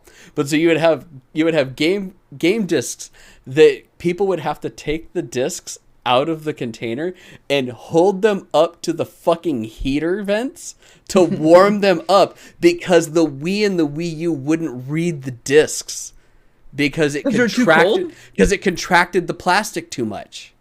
Amazing. Yes. Because if you know how writing on a disc works, is that it's just like a record, just with a laser, and it contracted the plastics too much, and it couldn't read them. I shit you not. This is a real fucking thing. Fantastic. I love that so much. And then they go to the Switch, which this makes sense going to the cartridges that they did, because you can't have a real good optical cartridge in a handheld console. Like that just makes sense. Yeah. But limiting it with only 32 gigs of onboard memory is a fucking slap in the face. And now they're like, yeah, we upgraded it. You can get 64 gigs. You can. So much so that like now I just bought a 400 gig one, and I'm just gonna be like, all right, Ronan, you're gonna have to re-download everything. You want to play a game? Here you go. All the save data is still there, buddy, but you want to play Zelda? Sorry. Got to re-download those updates and everything for it, bud. Golf. Golf. Yes. Sorry. Breath of the Wild is now a golf game. Because as we were on our way to the Renaissance Festival and Ronan just kept fucking chattering on about Breath of the Wild, Jason just was like, what you playing over there? Golf? Looks like golf to me. I'm like, actually, technically, you're right. That is like half a golf game. And then Ronan got so pissed. So you know what? Did not like it. That is still going on in the house right now. It is the gift that keeps on giving. All right. Now that we have welcome to Raiders. Yeah. Welcome in, Raiders. Has just raided the stream with 11 viewers. Bulldog has apparently gotten bored of playing Lost Ark and has now raided into us. Thank you, everybody. Welcome into our 15-minute tangent about the bullshit that is Nintendo making consoles over the last 20 years. Literally, we have talked about that for way too long. We are going to move on to additional news. All right. Intel has vowed to make 4 million GPU cards by the end of 2022. And the average price for these subpar video cards is $75, which sounds like bullshit. But that's actually pretty good. $75, but you're not going to get that for anywhere $75 because they're already sold out. Not yet. They're really thirst. Not yet. And that's actually going to saturate the hopes is that it's saturating the market, which will, and also because of like the stuff that's going on with crypto and whatnot, that it will start bringing video card pricing down. Now, why I say that $75 isn't bad is because that's on par with the 1660. Which also doesn't sound good, except for the fact that people are paying $450 for 1660s right now. So, get yourself a $75 1660, everybody. That's what we've talked about it for like multiple podcasts of like, okay, specs. What's the price? Mm-hmm. And for that price, that's where I think it should be for that quality of video card. Yeah, 1660 is not bad, but I like the idea of flooding the market. And I like the idea of like treating this like we treat like rhino horns or ivory, and just like we should like dye the video cards like a certain color, and then like if you spin it up and it reaches like a certain temp that only happens when you're mining, it like spits out like glitter or some shit like that. It's just like you're mining. And just like explodes glitter everywhere. It's an exploding head. Doesn't explode the graphics card because I don't agree with that. No. But there's glitter everywhere, and that'd be good. Yeah, just like those sensors for if you drop your phone in water, like that type of thing. Like, this got submerged. Sorry. So this thing ran at intense performance for X amount of hours. Yes. Yeah, see? Yeah. 10 days of solid gaming, like, there's no way. Like, but 10 days of just, like, nonstop, you're obviously crypto mining. Glitter explosion. Just a glitter bomb, again, and then all you see is boom. Doesn't destroy the graphics card. It's still your product. It's still but it's a physical indicator that if somebody took a picture of the graphics card, you could see used for crypto. Yep. I like that idea, actually. Glitter everywhere. Yeah. I like to argue with some of Jason's ideas, but I actually really like that idea. I back that idea a lot because of the fact that there are a lot of people that are trying to pawn their graphics cards off. Of like yeah, this was ran hard and put back wet for like an entire year. You should buy this 3080 that can't even outperform a 3050 right now, and pay almost retail price for it, which is just fucking ridiculous. You're lucky if you're paying almost retail For that used one? I mean, it's still high. Yeah, still high. All right. It's ridiculous. Next, I'm going to read this exactly as I wrote it. Henry Cavill ascends closer to nerd god status. Visits Games Workshop to ogle Warhammer figures. And the best is that he posted this on his Instagram, and he's just basically like, I fulfilled one of my life goals. I love this guy so much because it's just like anybody that's like, you know, a giant sweaty try hard nerd and stuff like that. It's just like, well, you know, if I had the time, you know, whatever, I just spend my efforts elsewhere. It's just like, nope. Henry does it. He does it all. But he gets paid millions of dollars. Up more than you. He gets paid millions of dollars to do it. He's still, but he didn't start in either category. He's always been a nerd. Yes. And he's gorgeous. So he did it. As far as I'm concerned, he did it. He did it. He did it. And I like he did it, everybody. Interviews. He did it. And he did it. Congratulations. Congratulations. You I beat like the these nerddom. interviews he does, and feel like start talking to me. He almost gets like pissed off. He's like, "Yeah, I'm a fucking nerd. Okay, don't like bash on this shit." Or No, he starts an interview and people are like, "Hey, let's talk about your movie." He's like, "Whoa. I want to talk about WoW." Let me talk about this PC I built. Hey, by the way, did you know that I'm really hardcore into tabletop figurines? We just talk about that shit. You ever seen the movie The 40-Year-Old Virgin? That's a bunch of bullshit. I fuck all sorts of bitches. He is literally he's my idol. I can't love Henry Cavill enough. He has played every iconic like nerd thing that you could think of. He's Geralt, Superman. He's been in Mission Impossible, and he's a giant fucking nerd in real life.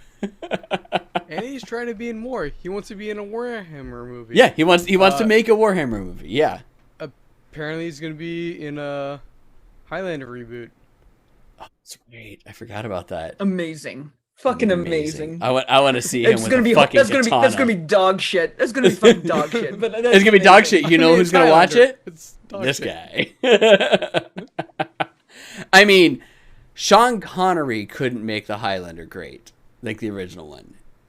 No matter what you say, the Highlander is not a great cinema movie. It is not a great movie in general. It's not even where you sit there and you're like, you know what? Marvel movies aren't great cinema, but you know what they are is they're good movies. This isn't even that. The Highlander is just like, I don't know what I'm watching, but I like it. Yes. I don't know what I'm watching, but I know one thing. There can be only one. Yes, there can be only one. Now chop his fucking head off. You can do it! Chop his fucking head off! Oh, God. All right. Ubisoft has said that both Skull and Bones and the Avatar game will be out in 2023. Well, fiscal year. So Fiscal within year. about the next year. That starts in April June, 2023. if I remember right, for them.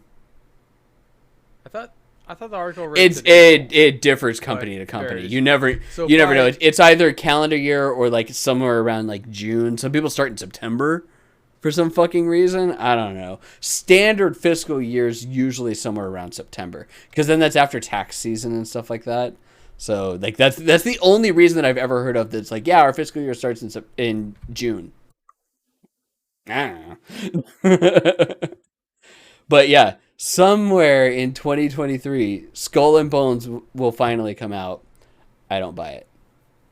I mean, it's Ubisoft, so it'll come out. It won't work. It won't play well. It'll be broken as fuck. But it will be out. It came out. So, And you've waited for this game for 9 years. High five. Y'all like playing Right? the ship's captain still, right? Yeah, we're totally not chasing a Am I dream right? anymore. 9 years, Chris? 8 years? Maybe. Because it It's was somewhere around there. Black Flag spinoff. It is somewhere around there. All I know is they better have moved to UE5. That's it. That's the only thing I know is that Like, if they want me to even look at it and be like, yep, that's I good. think it was announced like what 2018, 2017, I think. I don't know. Let's see here. Let's just look up a history of Skull and Bones. Wait, this absolutely. Oh nope, that's not gonna work. That's not gonna work. I forgot about that. That's a secret society for the Skull and Bones. Shit. Oh, here we go. Originally done 2013. 2013. So 9 years. I was right. 9 fucking years. This game began development in 2013. Game began development in 2013, being initially envisioned as an expansion, then an MMO spin-off, the title under the name Black Flag Infinite, which is where you were getting the Black Flag, and then spun off to an independent project, in part due to its initial technology being outdated. Yeah, so it was revealed at their press conference in 2017. No. Supposed to release in No, yeah, but 2018. that was when they revealed the video for it. They started talking about this game a long ass time ago. When they finally revealed it as Skull and Bones. Like, so you're talking about a Yes. game. And it was supposed to release in 2018 at that point. Yeah. Yeah. But yeah, you're talking about a game that originally started development in 2013. A long fucking time. There's no way that this thing gets into the black. Absolutely no way. This thing is solid red the entire time. Like, I don't care what you say. There's no way they're making a profit off this game. The only way they can make a profit off this game is if they somehow strike fucking gold in the free-to-play market. But they're not going to go free-to-play on this. And, I mean, you're talking, like, Genshin gold. Because there has to have been a huge fucking chunk of change put into this game. Oh, No one gives a shit about ship battles anymore. I'm sorry, but Yeah. they don't. No that one game, that cares. game genre is past. I mean, everyone loved it from Black Flag, and then Odyssey came out and destroyed it. And it was just like, yeah, I don't give a fuck about doing that anymore. And so no one's gonna give a shit. Sorry, Chris, you're gonna get into that game and be like, wow, I'm finally a ship captain. Just all my dreams. No, come WoW's a true. different game. And then, bam. Hey-oh, bam, bam, bam,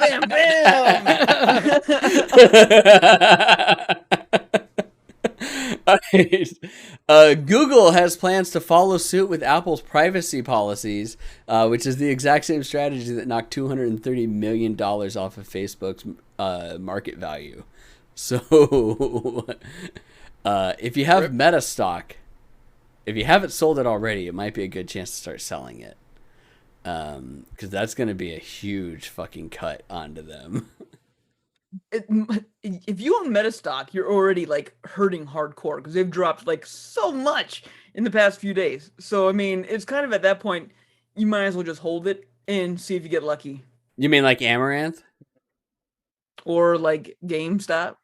No, Amaranth, the streamer who bought $1 million worth of Metastock and lost like $500,000 or something like that in a matter of days, because at one point it was trading at $323 and it is now sitting at $206. Crazy. Even at its peak in its 6 month, it was at $382. So that is a huge amount. Jason, you can't redeem it yourself. Silly hat time. All right. My hands are getting fidgety. We have set a precedent. It is silly hat time. For those of you that don't know, I don't have a hat in here right now, so I balance a giant foam pizza on my head for 5 minutes. It is 10:20. Check out the balance on this head, though. All right, yeah. So that's going back like a lot, and realistically, like the peak that I've seen is 338. So they haven't, like, they again hit their peak 322 323, they're like, yeah, we hit it. And then all of a sudden it's like, oh, 206. We've lost a third of our value. Shit. And that's going to go down more now, everybody. So I hope so. Get out of Facebook. If Google does keep in line with this, that's definitely going to go down. Like, I don't care what you say. Like, that's going to happen regardless, because that's all of their fucking money. Like, their money is strongly in advertising and selling your personal data. Yep. 100%. Whether you're using Instagram or Facebook, everybody remember that, or whether you're using an Oculus Quest. Sorry, you can't have an Oculus without having a Facebook account. A Meta Quest. Meta Quest, everybody. So, you know, fucking yay.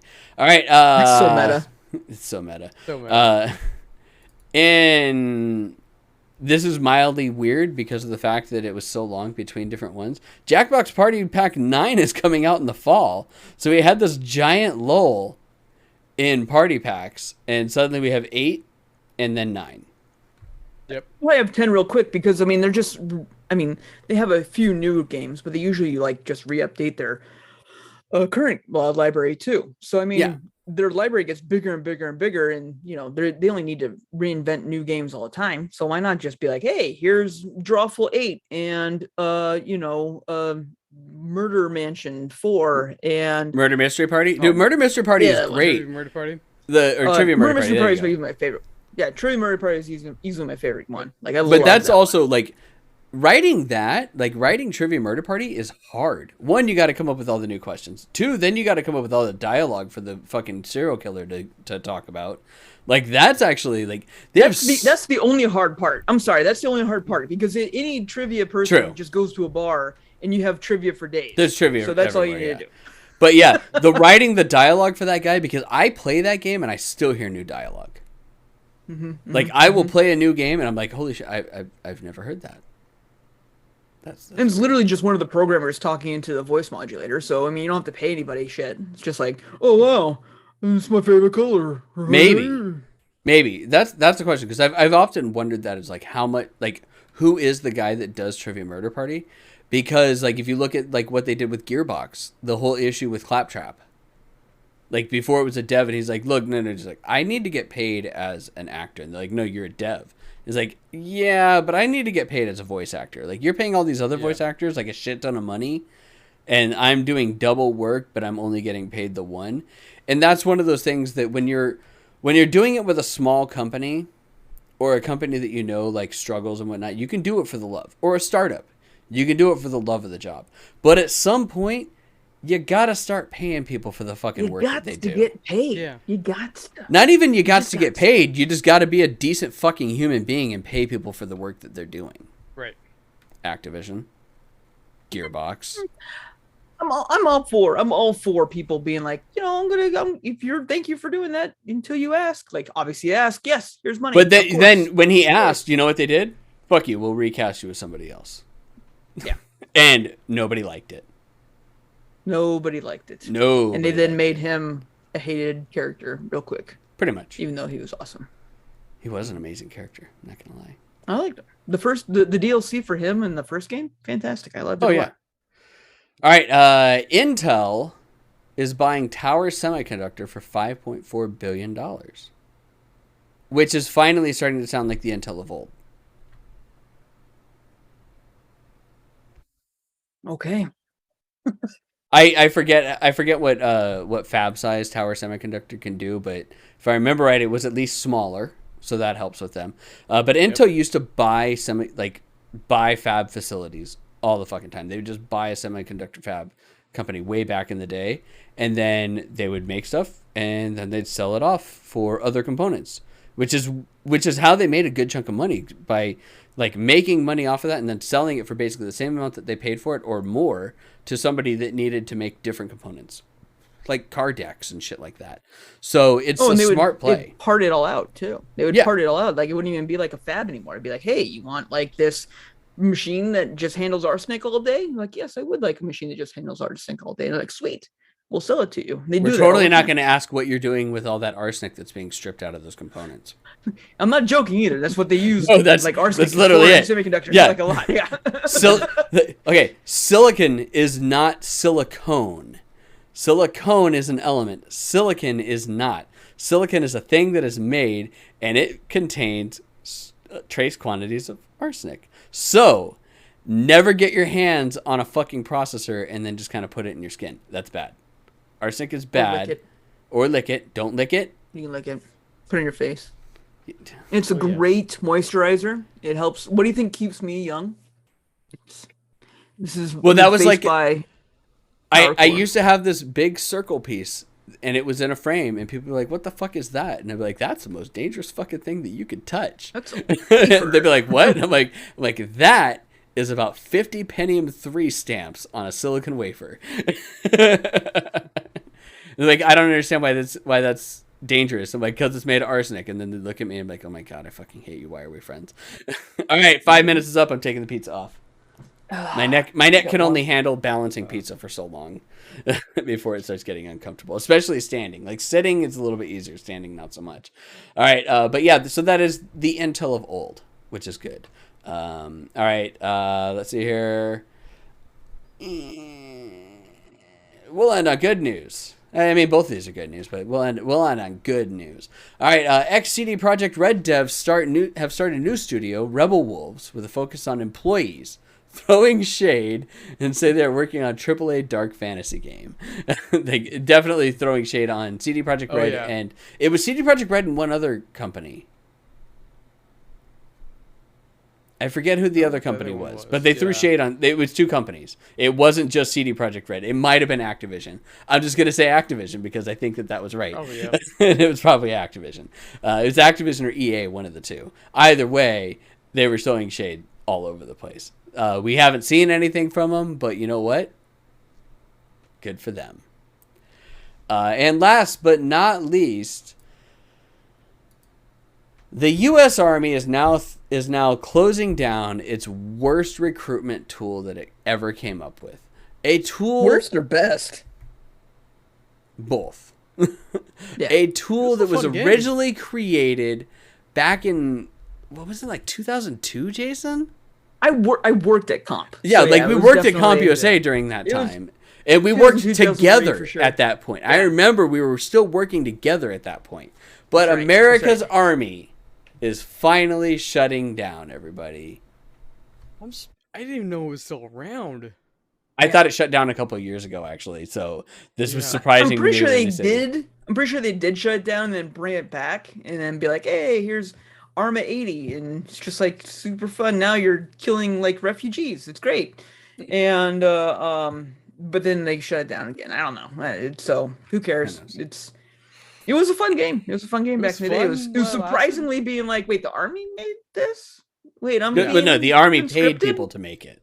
Right. But it was like, I'm being conscripted right now? Like, I should join the Little Army? did you know, the Army has been using bipedal drones since the early 2000s.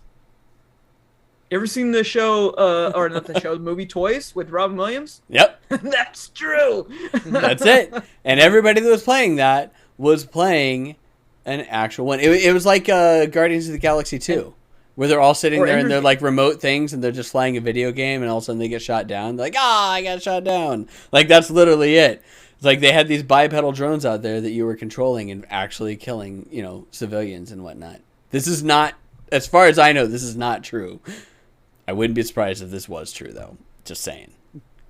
I mean, Ender's Game, too. U.S. government, please don't assassinate me. I mean, FBI agent that's watching us right now. I mean, this is probably the best thing you've heard. I'm surprised the FBI agent hasn't shut down my internet connection. I'm not going to lie. I think he tried to earlier. Tried. I think he tried to earlier, and that's what's going on. Yeah, he knew that we were going to talk about this. He's like, oh, fuck, I need to do this. And he tried knocking my internet connection down, but it's too strong. My internet game, too strong, everybody. All right. We're done with news. That was it. It's only an hour and 40 minutes into the podcast. We had a lot of tangents. So many tangents. A lot of tangents. That was a good tangent one. The 15-minute tangent about Nintendo hardware, though. was choice. We covered a lot of tangents. I think we did a pretty good job with our All right. tangentness. I want to make sure that we get a lot of talk into this. So, Chris, talk one about Lost Ark, and two, Steam Next Fest, because it started today, and you were able to actually like get in some solid playtime. So obviously Lost Ark. So I played that for a while. Pretty much covered some of the same stuff I did closed beta. We've talked about Lost Ark a lot, so I don't think I need to talk about it too much. I pretty much made the same character I made in closed beta. Waifu. Here's to the T, my waifu. Obviously, it's a great game. 1.325 million concurrent players. Says something. So it's been great. Been having a lot of fun with that. I need to play some more. Make some alternate characters. Try some different more classes. I did play some Apex Legends today. Nice. Finally got to talk to that. Apex is my favorite of all the It's- current Of like still the running. Battle Royales is probably the best one. Yeah. The one I'd be more interested in. So I played that for a little while. I also got a review copy for Zombie Rollers Pinball Heroes, which is now off embargo as of today. Oh, sweet. I think it's like as of like 11 a.m. That's no longer on embargo, so I can talk about that a little bit. So that is kind of like there's a story to it, and it's more like a tower defense, but the way you defend your towers with pinball. So like you're not necessarily gonna lose the ball. I guess you can kind of lose it at one point, but if it hops off or something like that, you just lose health. You have unlimited balls. If you're not wrapping the scores, you're just killing zombies that pop up on your world there. You get so as you launch them, you kind of aim where you launch your ball to start. You can kind of pull back. You get special abilities. You level up. So it's kind of more like a kind of roguelike in that kind of sense. It's pretty fun. Is the ball the only thing attacking, or do you have other things out there? Like you mentioned, tower defense. Is there like towers you can build, or other things that are like helping? No, it's just the ball, and then if your flippers, whatever, can hit the zombies if they're get close enough, so you can kind of attack with that if they get close to you. That's about as tower defense as I could think of a pinball game being. Yeah. No way, man. No way. You can get way more into it. Abilities. Like, did you ever play? Here's a deep cut for you guys. Odama. It's a GameCube game. We talked about GameCube earlier today, and it was a Japanese style open war format, like think Shogun Total War, but pinball. Oh, I remember that game because I remember watching you play that game. Yeah, I fucking loved it. It was amazing. I was like, this is the best pinball game I've ever played.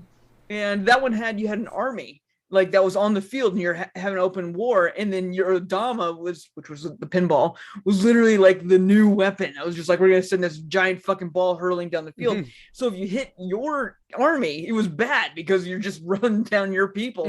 So you had to like position it around all kinds of stuff like that, and that was a lot of fun. And that's when I first saw this game, made me think of that, because there's so much shit going on the screen. Yeah. I was just like, that'd be super fun to be like, we gotta like actually have some practice of where you're sending the balls. Yeah, but Throw it it's down was fun. dope. It's a fun game. And then jumping into Steam Next Fest that started today. So when we interviewed on Patch Notes, Devin, so Mr. Sleepman is one of the demos. I got to play that some. And it's kind of fun. It's trying to figure out what you can do and what you're supposed to do. Is you're just kind of running around doing different stuff, stealing shit and trying to pick up rocks so you can throw them at enemies.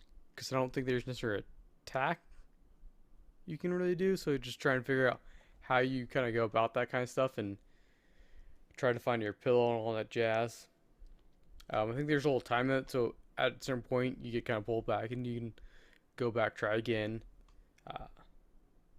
It's kind of enjoyable. The music's great. Another one I did was Far Changing Tides, which is the sequel to Far Long Sails or Lone Sails. So as far as loan sails, you have like wheels and you're kind of moving along the ground. In this one, you're now a boat, but pretty much the same concept. Kind of move to the side, solve some puzzles, keep moving, keep your ship repaired and going. As you kind Is it a ship or an airship? It's like a water ship. So this one ship, you're ship? in the water. Okay. Yep. Because I mean, I'm gonna be totally honest. When I first pulled up the website and looked at the ship that they have, I'm like, that looks like an airship. It's very kind of interesting looking. Very kind of just a chill game, just kind of relaxed to. Got some music going along. As you try to solve puzzles and make sure you put down your sails at a certain point in time so they're not big into shit and getting damaged. I had that error a couple times. Another demo I played was Silt. Just kind of interesting. It's a kind of like a black and white grayscale where you're this diver kind of swimming around, and then you can kind of possess like different animals, like different fish and sharks and stuff like that have different abilities to try to progress along and try not to die. Some of the like sharks can attack you or something like that, and got a boss battle to try to solve these puzzles to progress. Kind of got a horror, decent art to it. I do recommend that one. And then the other demo I played was Beacon Pines. And that is one I'm really looking forward to trying out and streaming so I can cry on stream for it. Because immediately... You and your depressing games. Yes. Oh, yes. You start out and like it's all like anamorphic characters. You're like this old dear guy. You're at your father's grave. It's like you passed away 6 years ago. And you passed away when I was 6. So now, every day is I've been without you longer than I've been with you. Got and then your buddy shows up. It's like, oh hey, oh yeah, and your mom's gone too, huh? I was like, fuck. I was like, no, it's missing. I don't know if she's dead. She's missing. And Trenton's like, fuck. This is how you start this game.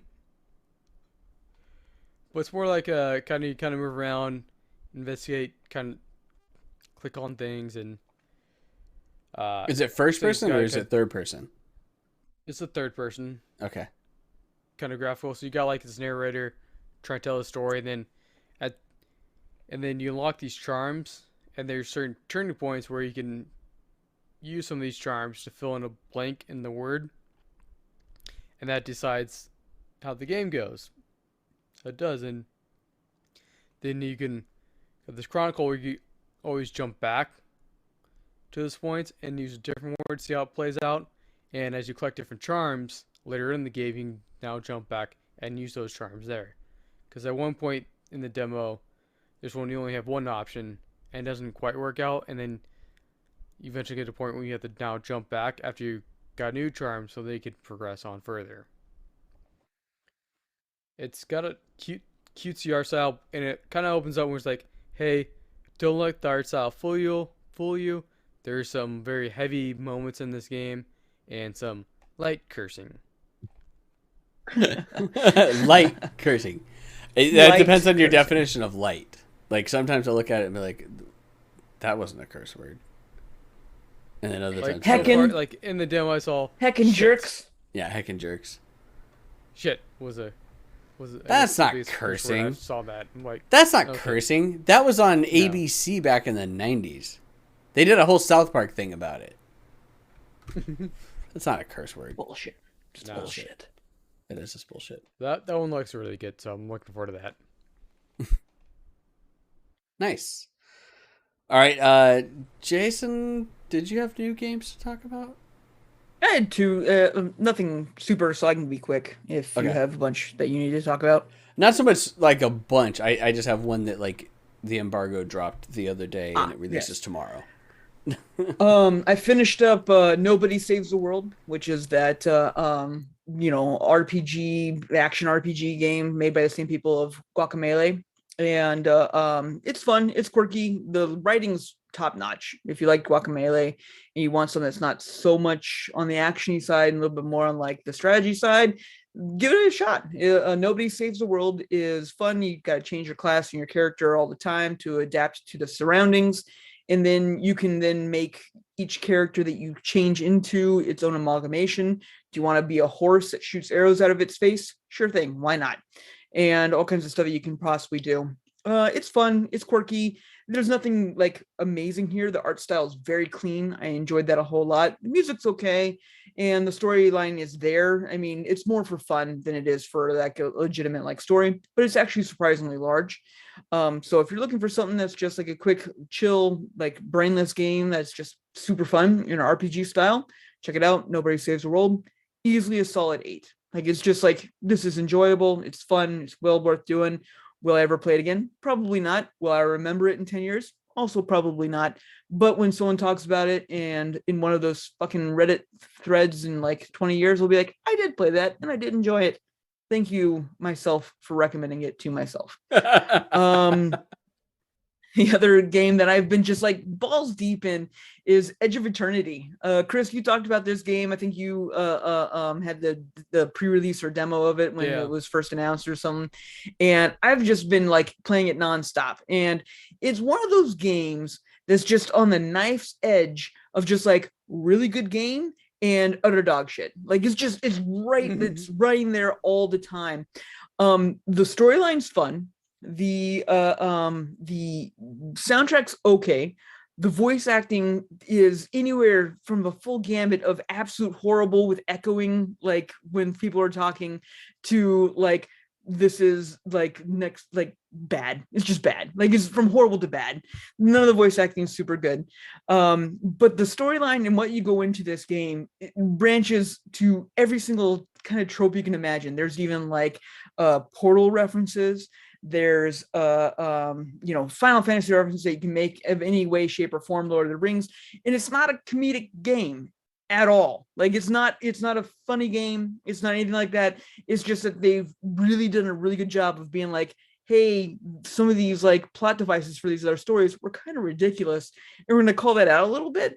And it's a lot of fun. It's kind of fun. It's just like, okay, that actually sits pretty well for this one. Well, you play like this straight up legit early 2000s JRPG style. Like if you loved Final Fantasy X or even Final Fantasy 13, like you would love this game, like hands down. Like it's an open world RPG, but it's just like you're going to go to certain areas and that's the area you're going to be in. And then you're going to go on a pathway to another area and it'll be another open area. So, I mean, yes, there's a lot of traveling back and forth that you'll go around to different areas, but it's really pretty linear of where you're going, which is fine. Like if you like the open style early 2000 JRPGs, you're going to freaking love this game. There's more backstabbing, more twists, more weird reasons for like plot devices than any other game I've ever played in a while. And it actually keeps me guessing. I'm not going to say it's great reasons or great writing for it, but it does keep me guessing. And that's actually kind of refreshing this day and age when everything just seems to be kind of like, yep, no doubt. Oh, they're going to betray you. Of course they did, and jazz like that. So there's a lot of different stuff that's going on here that still had me be like, that's actually surprising, funny. And then be like, oh, that's not what it is. Even better. And so a lot going on there. There is a lot of ebb and flow. Like I said, it is a rough around the edges type of game. There's a lot of times where the gameplay just kind of drags on for a little bit and you're just like, you know what, I need to take a break, play something else for a little. But it keeps bringing me back. Like I keep getting like the battle theme music stuck in my head. I keep thinking about like, okay, let's get to the next area. Let's just battle through these last little like mobs. I just want to level up a little bit and get some grinding done just to move on. And you know what, at the end of the day, that's kind of like the good throwbacks of early 2000 games. It's just like, yeah, no one just sat there and played Final Fantasy X and just like, this is the greatest game. I never want to stop playing. You got to a point where you're just like, I need to take a break for a little bit. 99% of you after that laughing scene. Yes, I was just about to say that. So it's just like, there's plenty of stuff like that. You're just like, okay, yeah, I'll stop for a little bit, just a little bit. And if anything, though, this is a Kickstarter game that has 10 developers, 10. And what they were able to pull off with only 10 people is a 50 to 60 hour game. Easy. I mean, I spent a lot of time running back and forth and doing all the side missions just because I was having fun. And at the end of the day, that's what it's worth. And here's like, I think the biggest thing that I can say to this is I bought Horizon Forbidden West. Like, I was just like, I'm psyched for that game. I can't wait to play it. Came out last week. Playing this one. I keep playing this one. And I'm just like, I literally up till today was still playing Edge of Eternity, and I was just like, all right, well, I guess I'll just wait to play Forbidden West until I get this one done, just because I just want it done. And so there you go. I mean, that kind of says a lot. Yeah. All the problems, all the craziness aside, 7.5. I mean, it's definitely not for everybody. You have to know what you're getting into to get into this game. But from a 10 developer startup, the indie title of Midgar producers, they did a really good job. And I think it's really well done. And if you got the time, check it out. I mean, I think it's only like $30 or even $40. It's on Game Pass too. So if you have Game Pass and you want to $10. Yep. check that It's out. $10 technically. Yeah, you can just get it on Game Pass and play it for a week and you'll be good because there you go. It's well worth it. I mean, it's you get past certain points. Like I said, if you can power through the lulls, you'll find out that the story is really enjoyable. So there you go. Edge of Eternity, check it out. Really interesting. Good call, Chris. Go ahead. All right. So I've been playing Genshin. 2.5 dropped. Before 2.5 dropped, finally got GeoDaddy. So Long Dong Zhongli has come home, everybody. I have GeoDaddy now. I just have to level him up and do everything, which is as Jason and I were talking about the other day, is like the worst fucking grind ever, in which case I have to actually mine core lapis, which is just fucking horrible. That was the reason why I was like, I'm not fucking even going for him. I was just like, GeoDaddy's so good, but man, that grind is bad. And I don't have a lot of people that I normally play with that are at my world level. So like I can't have people like come in, and so I have to go to their world and do stuff that like isn't going to get me like really much of anything out of it, which kind of sucks. But yeah, it's like I got Zhongli. I'm happy with that. That's I haven't used V2. I really need to stream Genshin again and use my Zhongli VTuber, because I really thoroughly enjoy playing with Zhongli as that. I've been playing Destiny 2 because Season 15 ended. Well, it technically ends tomorrow, but it ended tonight because the servers are offline completely. Witch Queen is dropping tomorrow, and that is what I'm going to be playing for the 2 days that I'm streaming this week, as far as like regular video game content, to start off Season 16 with the Witch Queen, and the Season of the Risen is what I think is what the next season's called. But I enjoy playing it with friends. Every once in a while I'll hop in solo and run like a strike or something like that. It's not a game that I'm going to like invest a shit ton of time in, but we're going to like grind quickly through the story. And I think that at that point that it's going to be like, hey, let's hop in and do a couple of raids and strikes. And then that's about it within that. But beyond that, even though I said it comes out on 22nd, and yes, Witch Queen comes out on the 22nd. I have been playing a game that we got a review copy for that was under embargo until the 16th, so I couldn't stream it or talk about it until last Thursday. And that is Monarch from NIS, Nippon Ichi Software America, or NIS in general, realistically, because it has a Japanese release as well, too. And this is a very very heavy Persona-based game. From NIS. It's not to say that it's a bad thing. Persona, like I'm honestly surprised that more games haven't come out that actually really emulate the Persona style. The music in the game is pretty dang good. Controls, it's more like, consider Persona Combat, but made into a tactical game. So you have a very specific radius. It's very turn-based. Like each character has a turn, but in that same instance, you have your phase, and then the enemies have their phase, and you can switch back and forth between characters. So you you can have 3 or 4 characters out at a time and switch between the different ones and allow which one goes first. Because where they really get into it is that you can defer an action from one character to another. So if another character is already attacked, you can defer an action and have that character attack again or move again as well. So they get additional movement and everything with it, which I really like. It's actually really cool because it gives you a whole lot of like additional thought. It's cool because they have back attacking, they have flanking built into it. There's counter attacks. Like, it's actually a very intuitive combat system that works extremely well. The leveling up is not traditional leveling. You level up your characters by getting gear that you would put onto your like golem dolls. And when you have extra gear, you just sell it to your weird little tied up bunny. And then you use those points that you get from it. So Bulldog and I were joking about it on stream. It's like, we just found a way to game the system, but realistically that's their way of grinding, because you don't get traditional XP. Like, that is your XP.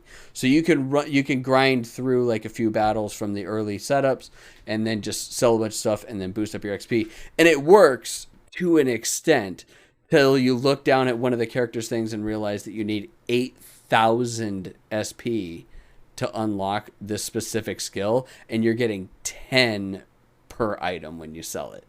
That's a lot of items. That's a lot of grinding. So gradually, I'm assuming that they get better as they move along. I haven't been able to beat the game. I do think that I have played it enough to give it a score.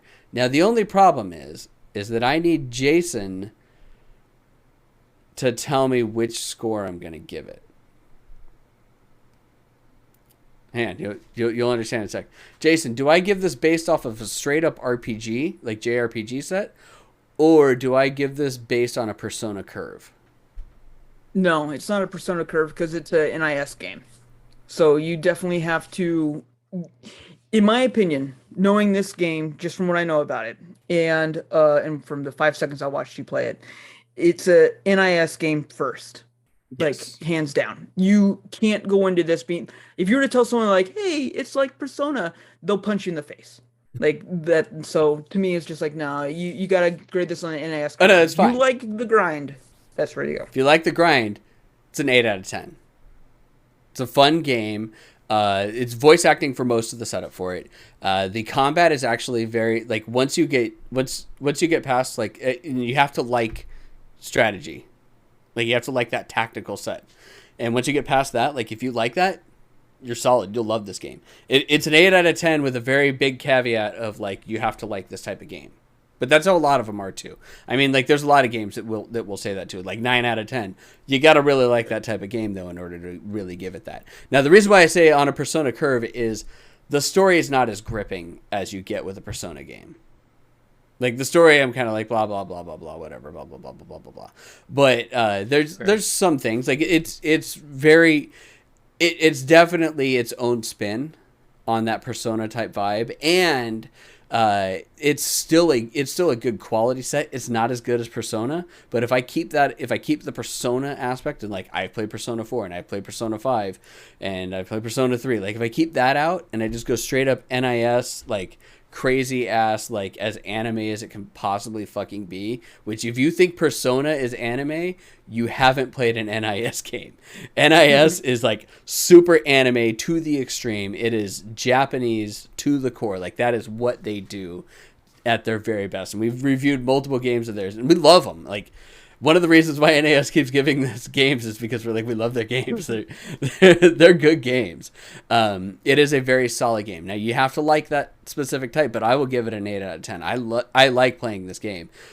So much so that even, like, the cool thing about, like, the way that they do the beginning stats for your character is they give you a 15-question quiz.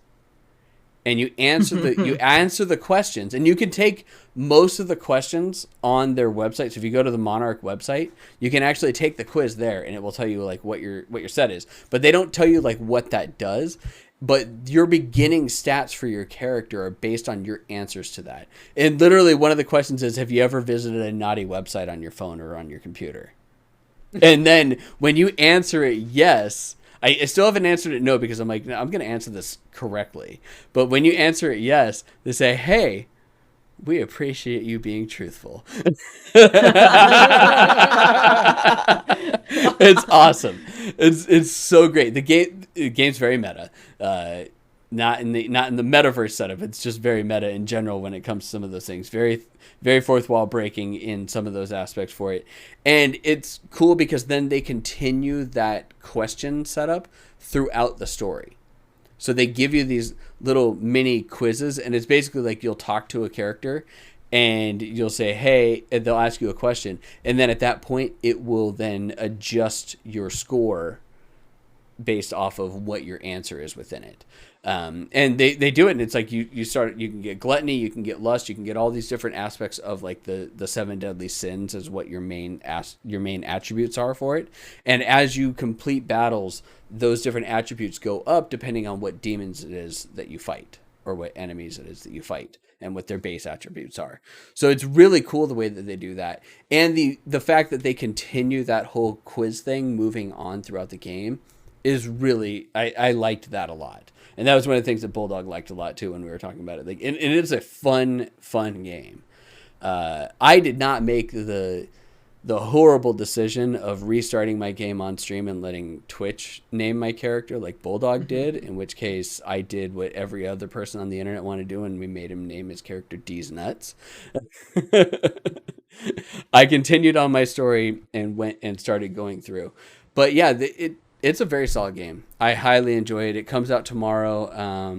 It's available on PlayStation, Steam. God damn it. I think Xbox.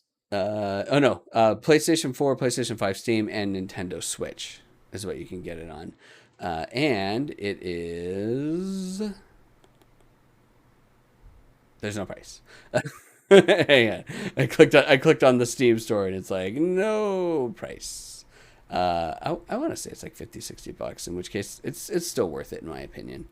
It's a long game. There's a lot of good playthrough that you're gonna get on it. I 100% recommend this game. And if you get on PS5, it runs really freaking fast. So Nice. You should definitely pick that up if you enjoy those types of games.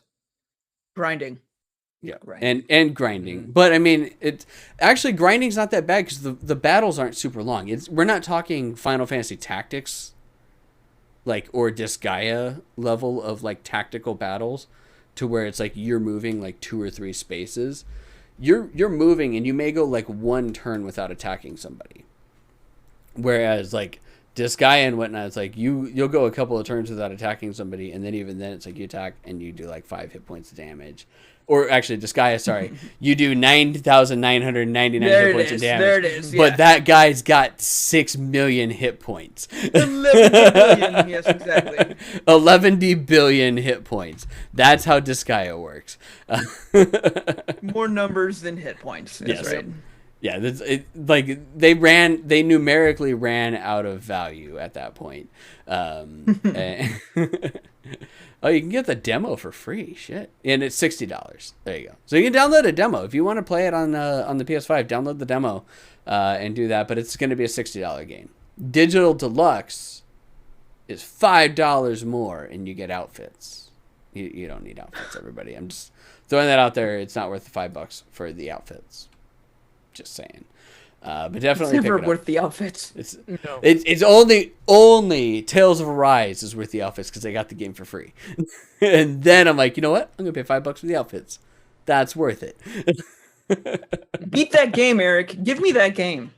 Yeah, you may just have to get the game. Like you may just have to come over and get the game because we're gonna have Destiny and then other games coming out, and then it's gonna be a little bit before I get to that game. I'm gonna take back Scarlet Nexus too. No, you can take Tales of Arise.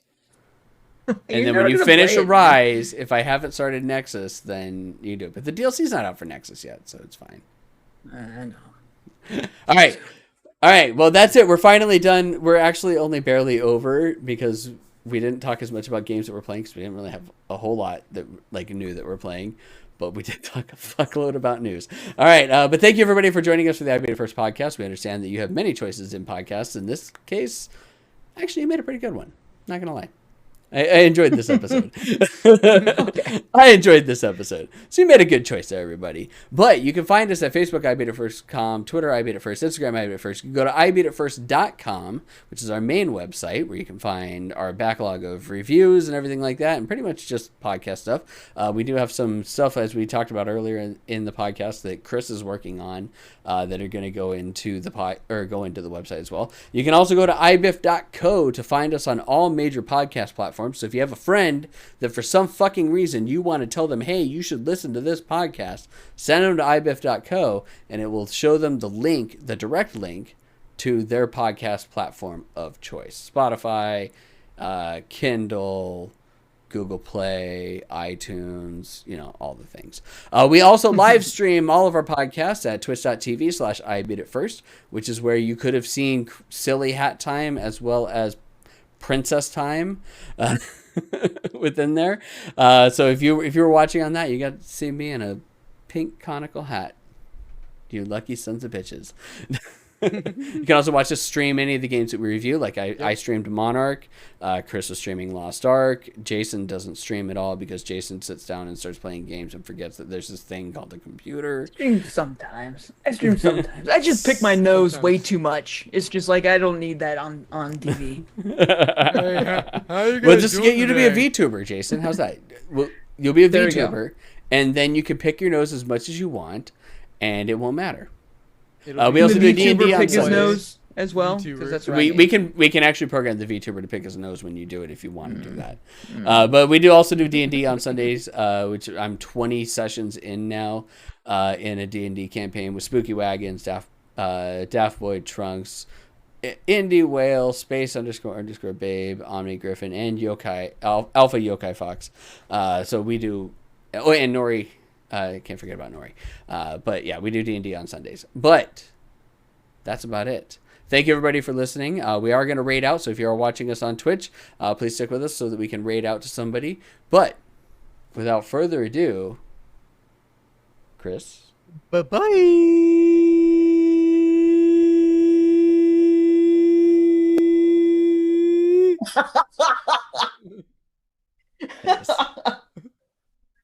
That was wow. That was Recording solid. stopped. That was top notch, Chris. Wow. Good job. Fantastic job. All right. We are going to raid out. Who do we raid into? There's not really a whole lot of people on that we normally see. Space Babe's on. Space is doing Forewarned. Dreams is doing Mass Effect 2. Now Joshua is on, but he's I was dead ass like, oh, I beat it first is on. I love Not Joshua. Rated them. He's a great guy. He's playing Raid Shadow Legends right now. Omni's playing League of Legends, so also I'm not raiding into somebody with League of Legends either. There's only one person that I will raid into for League of Legends, and Drummer is not on right now. Pokemon Tristub's doing Pokemon Legends. Gosh. We raided into. Did I raid into Space on Sunday? No, I raided into Bulldog on Sunday. We'll raid into M. So we're gonna raid into Space__Babe, everybody. So thanks a lot, everybody, for sticking with us and sticking it out through our weird ass tangents. But we will see you guys all. Chris, you streaming tomorrow? Yeah. Yep, Chris is gonna stream tomorrow, and I'll be streaming on Wednesday and Thursday for Destiny 2 Witch Queen, everybody. See you later. Yay. Bye bye. Good luck finding your dad.